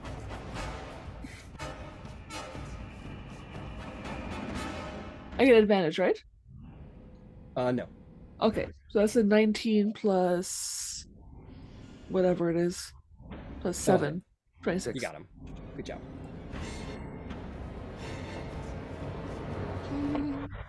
And that is a 8 damage plus 5, 13, plus 5 is 18 damage. 18 damage. All right, you carve into him again with the sickle. You want a bonus action? Cunning action, disengage, Okay, and hide behind the pillar by the dead guy. like that. Yeah. For sure, for sure. Okay, if that is all, that is going to bring us to Easton. What do you do, Easton? How Here. bloody does the guy that I took a shot at before still look? This guy, yeah, he's bloodied. He's starting to show wear. So I am, my Crimson Right stays on, so I'm just gonna fire another shot at him. Go for it. Duck out and in behind the pillar. That's a 24 to hit, That'll hit. and that's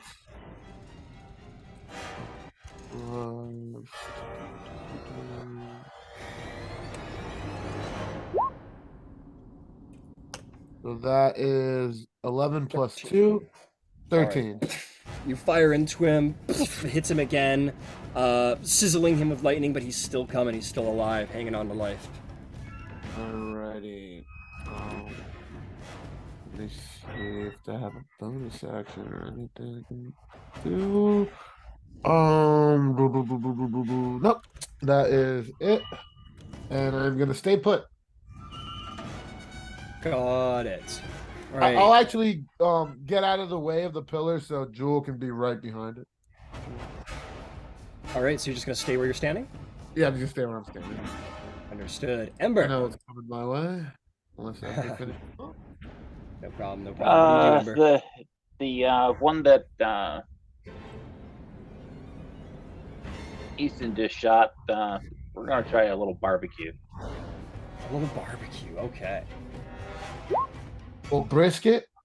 AC 27 to hit. No, that doesn't hit. Oh, It definitely okay. hits. It definitely hits your book. Jesus. Dang. That would hit the Demogorgon. That's 14 points of fire damage. All right. What does that look like? What are you doing? Firebolt. Yeah. All right. You shoot this firebolt. You do like one behind the back, and he just takes it with the 28. And he's pretty angry. He's pretty hurt. I'll have Red slap him. All right. Goes over there, and like pinky ring on, just like goes in for a slap.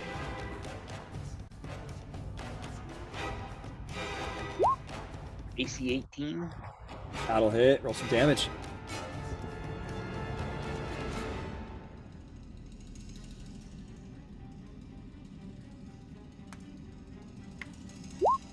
Four points of magical blood. All right. He's still standing, but barely, my friends. He is hurting though, real bad. Anything else, Ember? Nope, that's it. All right. It's Minotaur time. I think this guy's gonna look at Ember and he's gonna go for the charge. And he's gonna charge to right here. That's gonna be worth 15 feet, and it's just enough to get his horns down. So that is going to be a reckless attack. Oh boy, that's gonna be 25 to hit. Yeah, but I think we'll silvery barbs it. Try again. Fine. It's fine. We'll roll again. That's gonna be a natural 20 instead. Oh well. Who would you like to give the advantage to? Finch. Actually, no, I take that back. I'm gonna give it to Joel. All right, Jewel will get the advantage. Very nice. Ember, you look like your mom. And he's like, don't you talk about my mom. And he gets extra angry, and you're like, oh no, I said the wrong thing. And then he smashes into you. Can I use my reaction and silvery barbs that too? You son of a bitch, I already rolled the damage. Yeah, you know what? That's what I'm gonna say it. I rolled the damage. It's okay, that's fine. Come and gone. Why do you guys hate me so much? No, it's fine. It's what you're supposed to do. According to Bahamut. It's gonna be 53 points of piercing damage. I need you to make a strength saving throw. Doesn't matter if I make the strength saving throw. Okay, you're down. You see Ember says something, and Finch, before you can get a word out, he has smashed his body, ragdolls across the air, bashes off the side of the column, and slumps prone against the wall. The Minotaur sort of like grins with pleasure. What's he gonna do? Is he gonna do anything?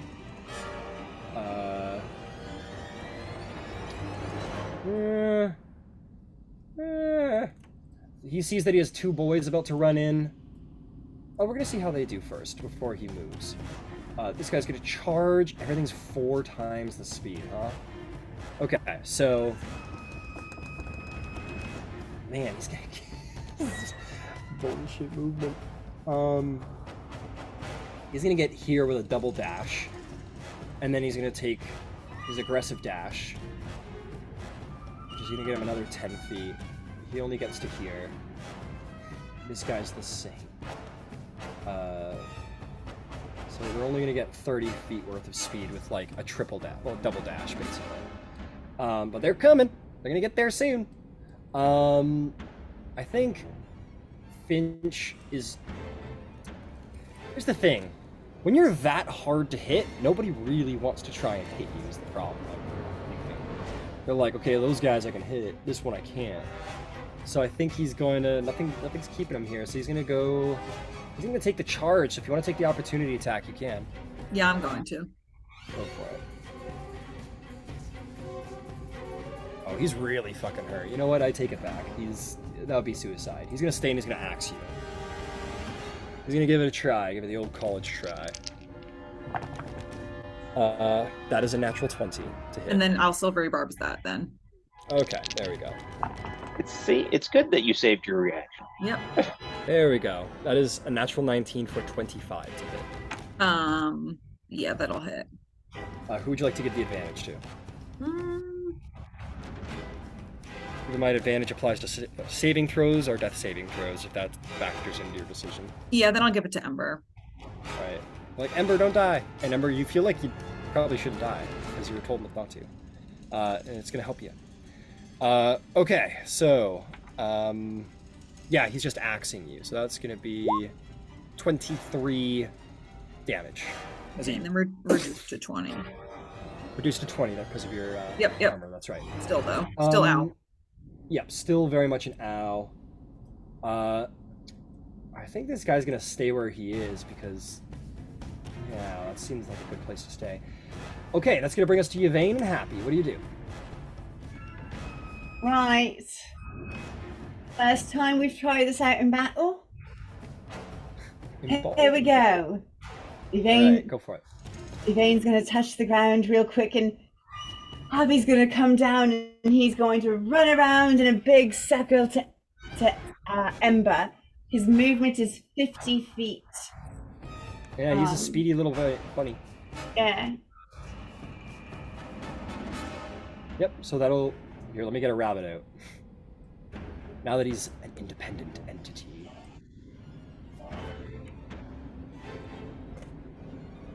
There he is, so cute, so innocent. Definitely not an arc fiend in disguise. What do you do? Bonus action, Chalice. Okay. Yep, you take on the form of a great divine chalice. What's the radius? I believe it is 60 feet. Oh, I don't think it's not a radius. No, the it's just music, like- it's just 10 feet. The light is 10 feet. Oh, it's a 10-foot light, right. Okay, we're not worried about that. Yeah, but it's just light. So, all right. So yeah, that was my bonus action. So we're going to come back to that. As an action, I'm going to have Happy, here's my familiar, cast Ember. Cure Wounds Okay. at 2nd level. Ember puts On a paw, or, Ember. excuse me. Happy puts a paw in the air, and you all hear like the hymning of angels, and Happy's paw sort of lights up a greenish white, and like does like a little thumper tap to Ember's head, and Ember just gets like whatever it's called, the electric paddle, just like brings him back. You wake up to a small bunny with a horn staring at you, Ember. And that was for 9 points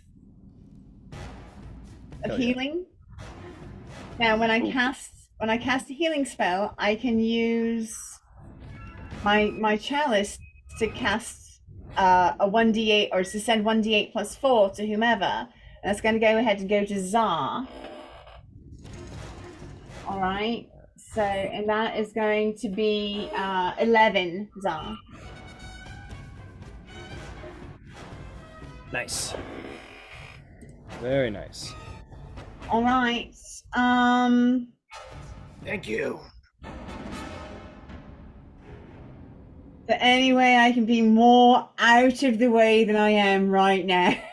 Yeah, you shove yourself in the corner as I intensely as love this possible. for me. Yeah. Got it. Finch, holding up the front line, you just took a hefty chop. What do you do? Yeah, I did. Let's see here. Can you just move the camera like to like a top view? I'm just trying to see like where the Yeah. like there's a lot of like cow bodies.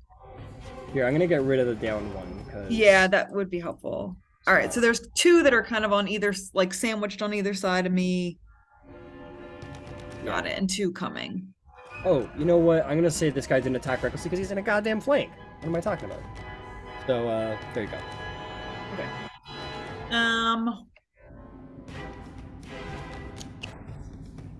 Which one looks more This guy is barely standing. All right, then I'm gonna swing with my warhammer, and that's gonna be a smite. Go for it. All right.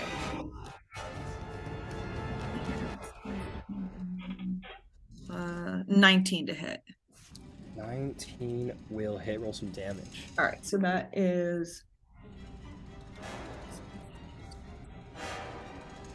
Okay, there's that, and then go smite.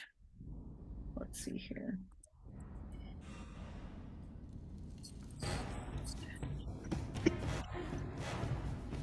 Uh, 23 points of damage. That is a super dead Minotaur. You turn around and you bash him up the side of the head, and he like goes about. He carries maybe like a half an inch off the ground. He fully lifts up just for a second, and then the power of Bahamut slams him back down to the ground as he is defeated. Followed by his teeth. Yeah, followed by his many teeth. Ding, ding, ding, ding, ding, ding, on the ground. And then I'm just gonna kind of, let's see here. I can't move really, right, without prompting an opportunity attack. Yeah, you got some options, but yeah, not largely. I was more, let's see here. If I stepped like more like in the way, like let's say around like the Minotaur space, but like kind of like putting myself in between like him and Ember a little bit. Like, yeah, more like there. Is that like kind of like do-si-doing around him per se? Yeah, you could step around his attack range without getting hurt. Yeah, like still, and still there. And then I'm just gonna kind of like bear down, and I'll look up at him and I'll say, "You're next." He says something again in this abyssal language you don't understand. And that's it. Understood. All right, that was Finch. It's Zarvolg's time. What do you do, my friend? All right. I am how far? Like straight parallel with the wall. How far can I move into the plant growth? That much. Well, all right. It's worth 4. Yeah, it's worth 4 times the normal speed. So yeah, that's fine. I'll move into there and use my bonus action to switch my hunter's mark to the one that's just barely on the screen. Okay, this guy right here. Yep. Got it.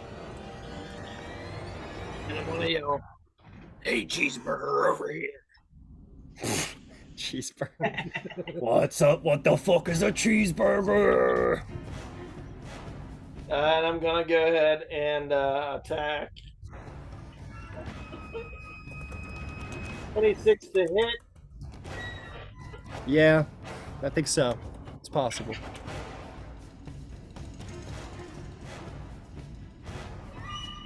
But that only hit for 6 total. All right, 6 total damage. Second attack was only a 12. 12. You trip on a couple vines and they sail by. I like that. I saw the quote. Yeah. You don't know. I can't. You think you know what he said, but somehow you know what he said. I'm going to run. I'm gonna run Fen up. I guess to the space diagonal, but yeah, right there. Yep, back one. Oh, back one. All right. Yep, right there. Okay. All right, and then that's it for my turn. God, that's gonna bring us to Jewel of Twilight. What do you do? All right, I'm going to move beside Finch. 10 feet. All right. Yep, 15 feet right there because you gotta push through. Oh, okay. And I am going to make an attack. Go for it. That's a natural 20. Ooh, roll some damage. Snickety, snickety, snick. Jill's blade wins Snicker snack. Okay, so for the dice, it's 12. Okay. Do I add Do I get the full thing on the sneak attack All too? damage dice. Okay. Yep. So how many sneak attack? How many dice do you have in there? 2. So it's 2 sneak attacks. So that's Yeah. 12 plus the D4. That should be 16 damage. plus whatever I roll for the dice, right? That's right. And that's an additional 11. And another 11 damage on top of it. A damning attack. You slash hard into him. He is very hurt right after that. You catch him like right in the guts and like open his gut up a bit. Cunning action, disengage, feline agility, hide the fuck behind the thing. Got it. Well, you're gonna get to here because you gotta push through Fen, but you get out safely. But feline agility. Yeah, that'll bring you to 30 total feet. Okay. It was 15 to here and 15 back because you're half movement. Done. Cool. That's gonna bring us to Easton. What's the plan? Okay, so I am gonna use my bonus action to I'm gonna step out so I'm in line of range. I'm gonna step like right there. Okay, 15 I'm gonna feet. use my bonus action to put my blood curse of the marked on the guy in the blue. Behind the guy in the green and the farthest. You mean this Right guy? there, that one. Okay. Are you amplifying? I am amplifying. All right, you guys see. So yeah, Easton, you bring your hand that has a little bit of blood still left on it, and you like put a little blood in the air. It hangs in the air in front of you. You focus in on it, and it shapes itself almost into a target. And you see that appear on the other guy, and then Easton's eyes sort of. You see the veins bulge at the side of his eyes, and he begins to sort of cry blood. Roll damage on yourself. I know it's only 1 damage on myself. All right, a little bit of blood sort of tears down his eyes, but your eyes are locked in on your enemy at this moment. And that gives me advantage. So I am gonna fire with 1 violent shot, bringing my misfire to a 2. To a 4, rather. Got it. And I am now gonna fire that shot. He then dumps gunpowder on top of his gun, which is not advised at all. And that's a 23 to hit. That will absolutely hit. All right, so that's gonna be 2 d12s. This could be some wicked fucking damage. Oh, it's gonna be 2. Yeah. So, and that's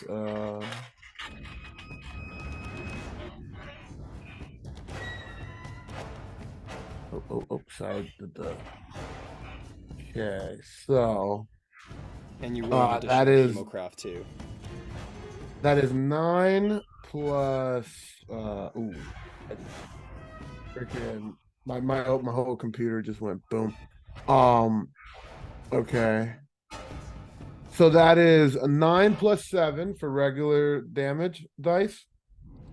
7, 14, that's gonna be 16 damage. And then here's 2 Hemiocraft ones. Yeah, just effectively doubled your damage. That's awesome. Where is it? Sorry, like this. Okay, here we go. I'm gonna roll. Well, that is an additional 6 Crimson Right damage, which is lightning damage. All right, the lightning intensifies along the side of your barrel. Your eyes sort of bleed red. You pour some extra gunpowder in the slot. The explosion from your gun is twice as loud. And the bullet just rips through, piercing through this enemy. It was worth 2 bullets, basically. It was an intense shot. Well done. Alrighty. And I am gonna use the remaining of my movement to get right behind the pillar again. All right. Okay. Good thing no one has any AoEs around here. Ember, it's your turn. I'm gonna pick myself up and kind of crawl 1 square closer to the wall. Understood. You sort of stumble over a little bit. Yeah. Then the guy that's in front of Finch can try to catch 3 of these. Okay. Because it's time for Scorching Ray. That is going to miss. 23 will probably hit. Oh, yeah. And the 20 will probably hit. And you would have advantage against this guy. He attacked recklessly. Oh. Well, in that case, I'm going to re-roll the 2 that was definitely a miss and get a 19. So, fantastic. There you go. All 3 hit. And roll damage. Yourself wide open. 4 and 2 is 6.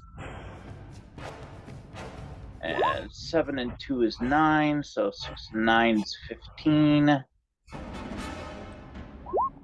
15 and 9 is 24, and 2 is 26. Whew.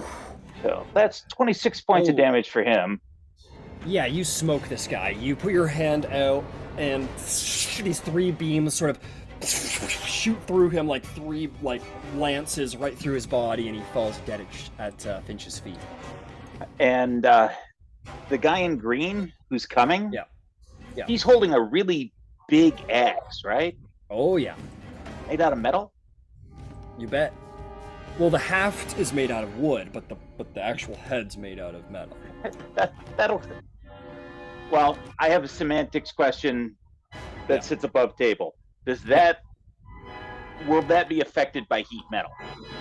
For the sake of heat metal, I would say, yeah, they're made of wood. I would say it's not going to hurt. If anything, it would probably help him, because the thing that he's swinging with is now okay, hot. Is he wearing any metal? These guys aren't wearing anything. They got loincloths, unfortunately. Okay. Oh. It's in the picture. He's got an earring on. He's got a metal earring on.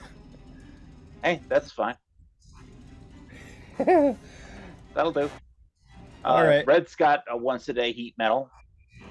All right, he wants the heat metal? Yep. Go for it. What do I do? Con save?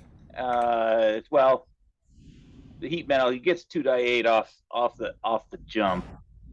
Okay. Well, I'll tell you what. If it's just an earring, I'll say that he can get the 2d8 off the jump, and then I'm gonna say you can't kill him with an earring, with like a heated earring. So I'll say, like, if you want to, I'll give you the 2d8, but then we'll say it like melts out of his ear and falls to the ground or something. Okay, that's fine. That's 4 points. All right, 4 points. He grabs his ear, and it burns right through the flesh of his ear and falls to the ground. Yeah, I can't let you kill a minotaur with a super hot earring, I'm afraid. Okay, is there anything else, Ember? No, that's it. All right, there's just these guys just fucking trucking their way through. This guy's gonna use his movement to... He's gonna do a little 10 that way, and then he's gonna have enough aggressive to... Gonna make some room for his buddy. Maybe. I gotta do some checks here. Hang on a second. Started there. This guy's gonna go 10. He's gonna aggressive 10. Yeah, then we're gonna be good. We're gonna be sailing. Oh, ooh, but that's it then, huh? Fuck, man. Okay, that guy's gonna end his turn there. Take the dodge action, I think. This guy's going to be able to 10. Oh, this is a little difficult. 10, and then to there, so that would give him the rest of his 20 feet. So then he can charge this 20 feet. Okay. Yeah, Finch is a pretty shiny fella, and he doesn't know how hard it is to hit Finch, so he's gonna make his way through the grass, start pushing it aside, and he gets to the edge, and he's gonna lean into a gore, and he's gonna rush you, Finch. That is going to be a 25 to hit. Yeah, that'll hit. Okay, that is going to be a strength save from you, my friend. Okay, let me do that. You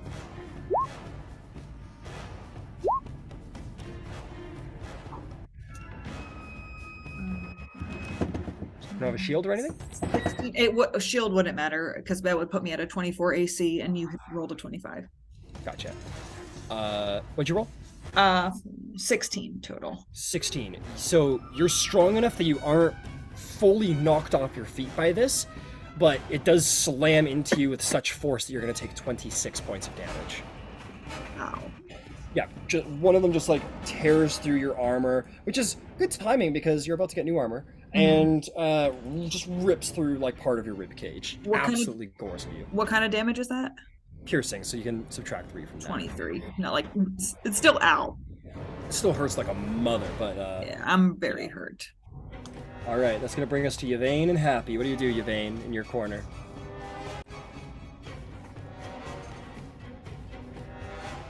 Yep. All right. So, Bunny's right up in there, isn't he? Oh yeah, he's right there. Yeah, cool. I need Happy to go up to Finch, please. Okay. And deliver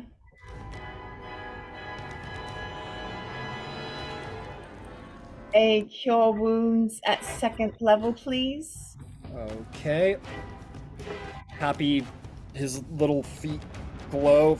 He jumps off and like double kicks the back of Finch's back and sort of bounces off Finch because they're so strong. And you get healed for 16. Nice. So that was my action. Now, just because that happened, the chalice goes off. So I'm going to give Ember. Ember's a little far. It's a 30-foot, right?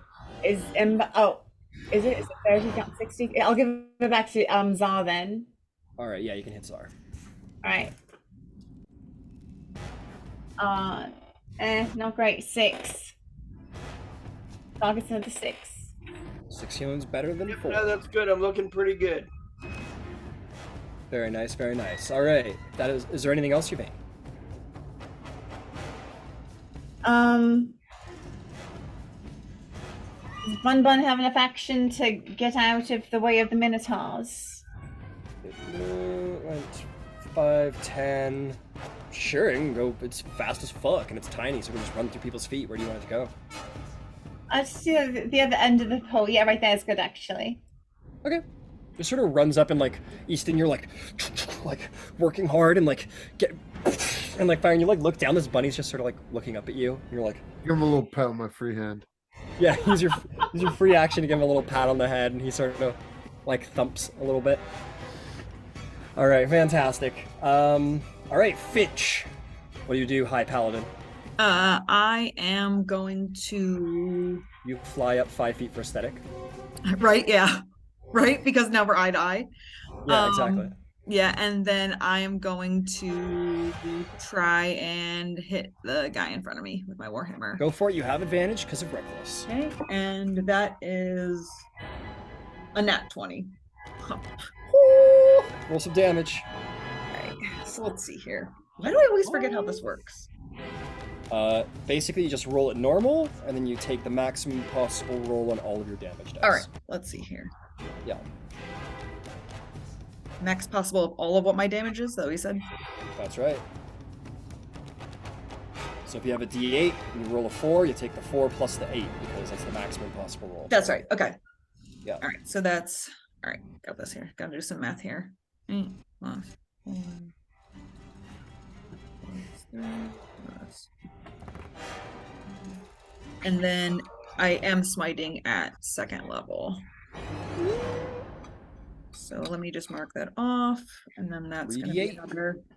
Rest in peace. 4. Yeah.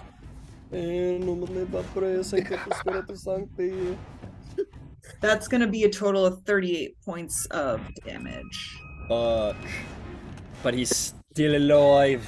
He's bloodied, but he's still alive. You smash him across the head, and this barbaric monster lets out the most savage battle cry that will frighten all of you civilized folk. The pure animalistic nature of its roar frightens you.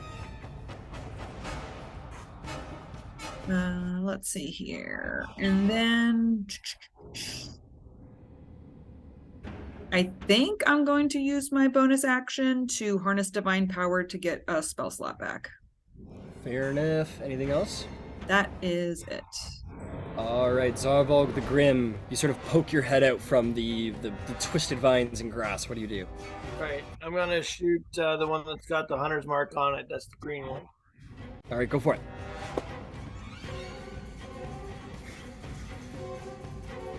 No advantage, right? You have advantage. Yep, you attack Okay. recklessly. Cool. That's good because that's a 22. That'll hit. Some damage.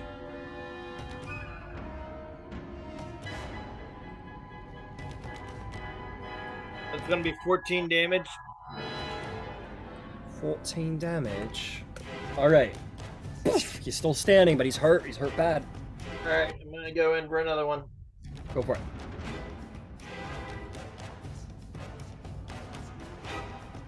Oh, 16 on that one. 16 hits. Go ahead and roll damage. Oh, nice. All right. I think it's going to. Oh, yeah. These guys aren't built for AC.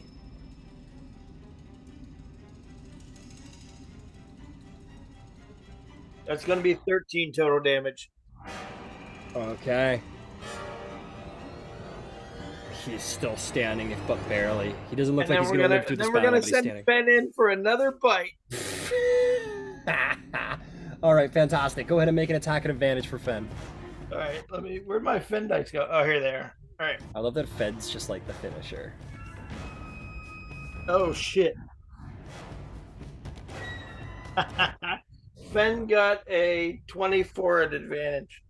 That will hit, and he's got 1 hit point left. Fen goes up and jumps through the air and like bites down on the belly where Jewel left a big gash mark and just starts ripping through, and when it drops to the ground dead. Fen, the slayer of not 1 but 2 Minotaur this day. All right, that's it for oh no, I haven't used my bonus action. I'm gonna use my bonus action this turn to move my hunter's mark to the remaining one. Fair enough, buddy. Just to be clear, there's a huge pile of Minotaur corpses right there. There's like 3 Minotaurs. Well, let's get rid of them for now. Okay, that's gonna bring us to Jewel Twilight. What do you do? Can I even make it to him? With a cunning action dash, you can.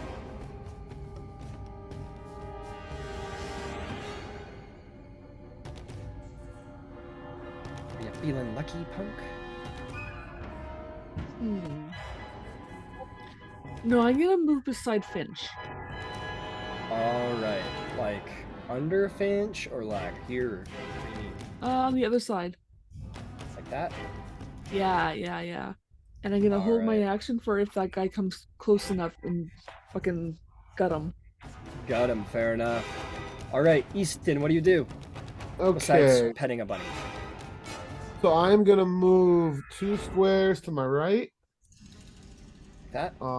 And my blood curse is still on him, right? Because it's until the end of my turn of my or do I have to? How's that work? Does it stay on?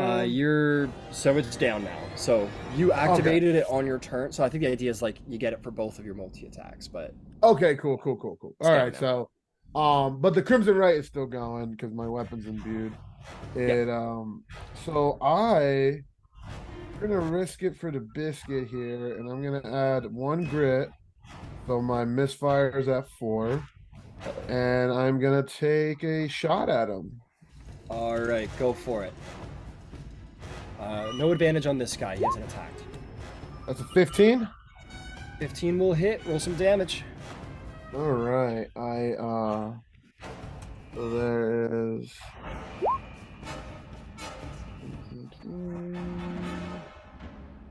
Let's hope I survive here. Okay. Hell yeah. So that is 11 plus 10, 21.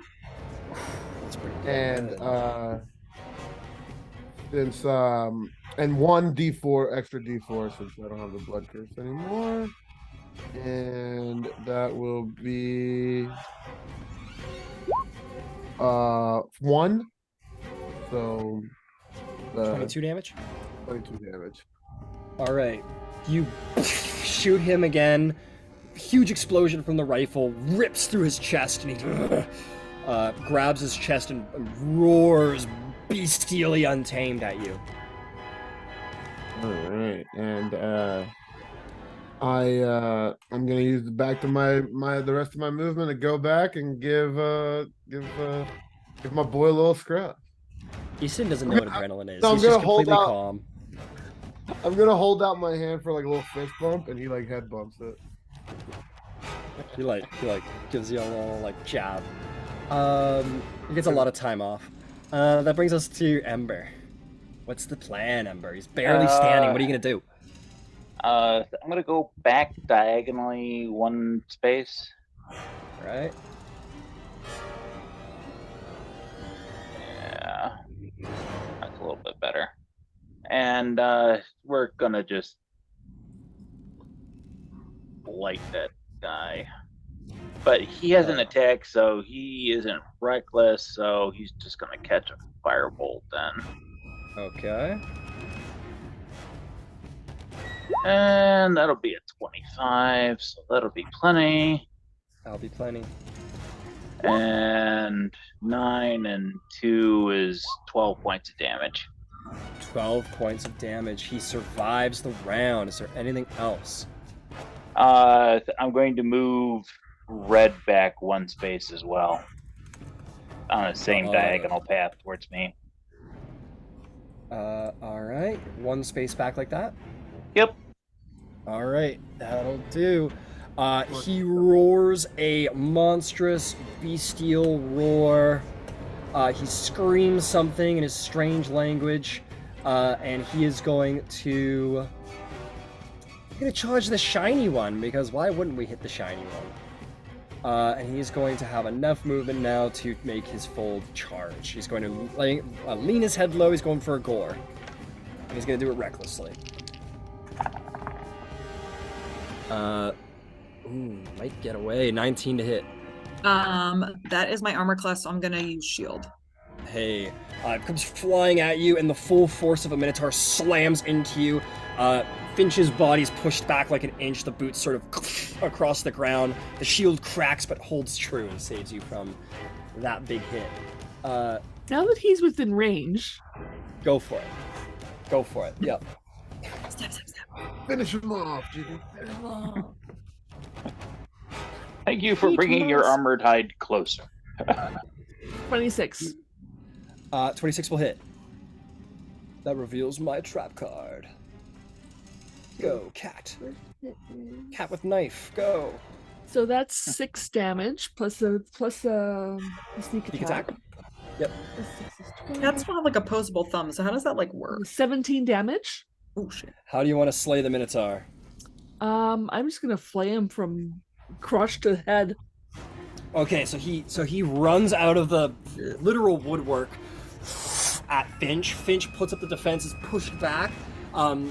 Jewel jumps onto like the back of the Minotaur, and as he's leaning up, you use the gravity to let yourself fall down the back, and you just bring this like the edge of your blade like flat against his back and just rip the skin off of his back, and it sort of down his spine and just carves bone and flesh from his back, and he falls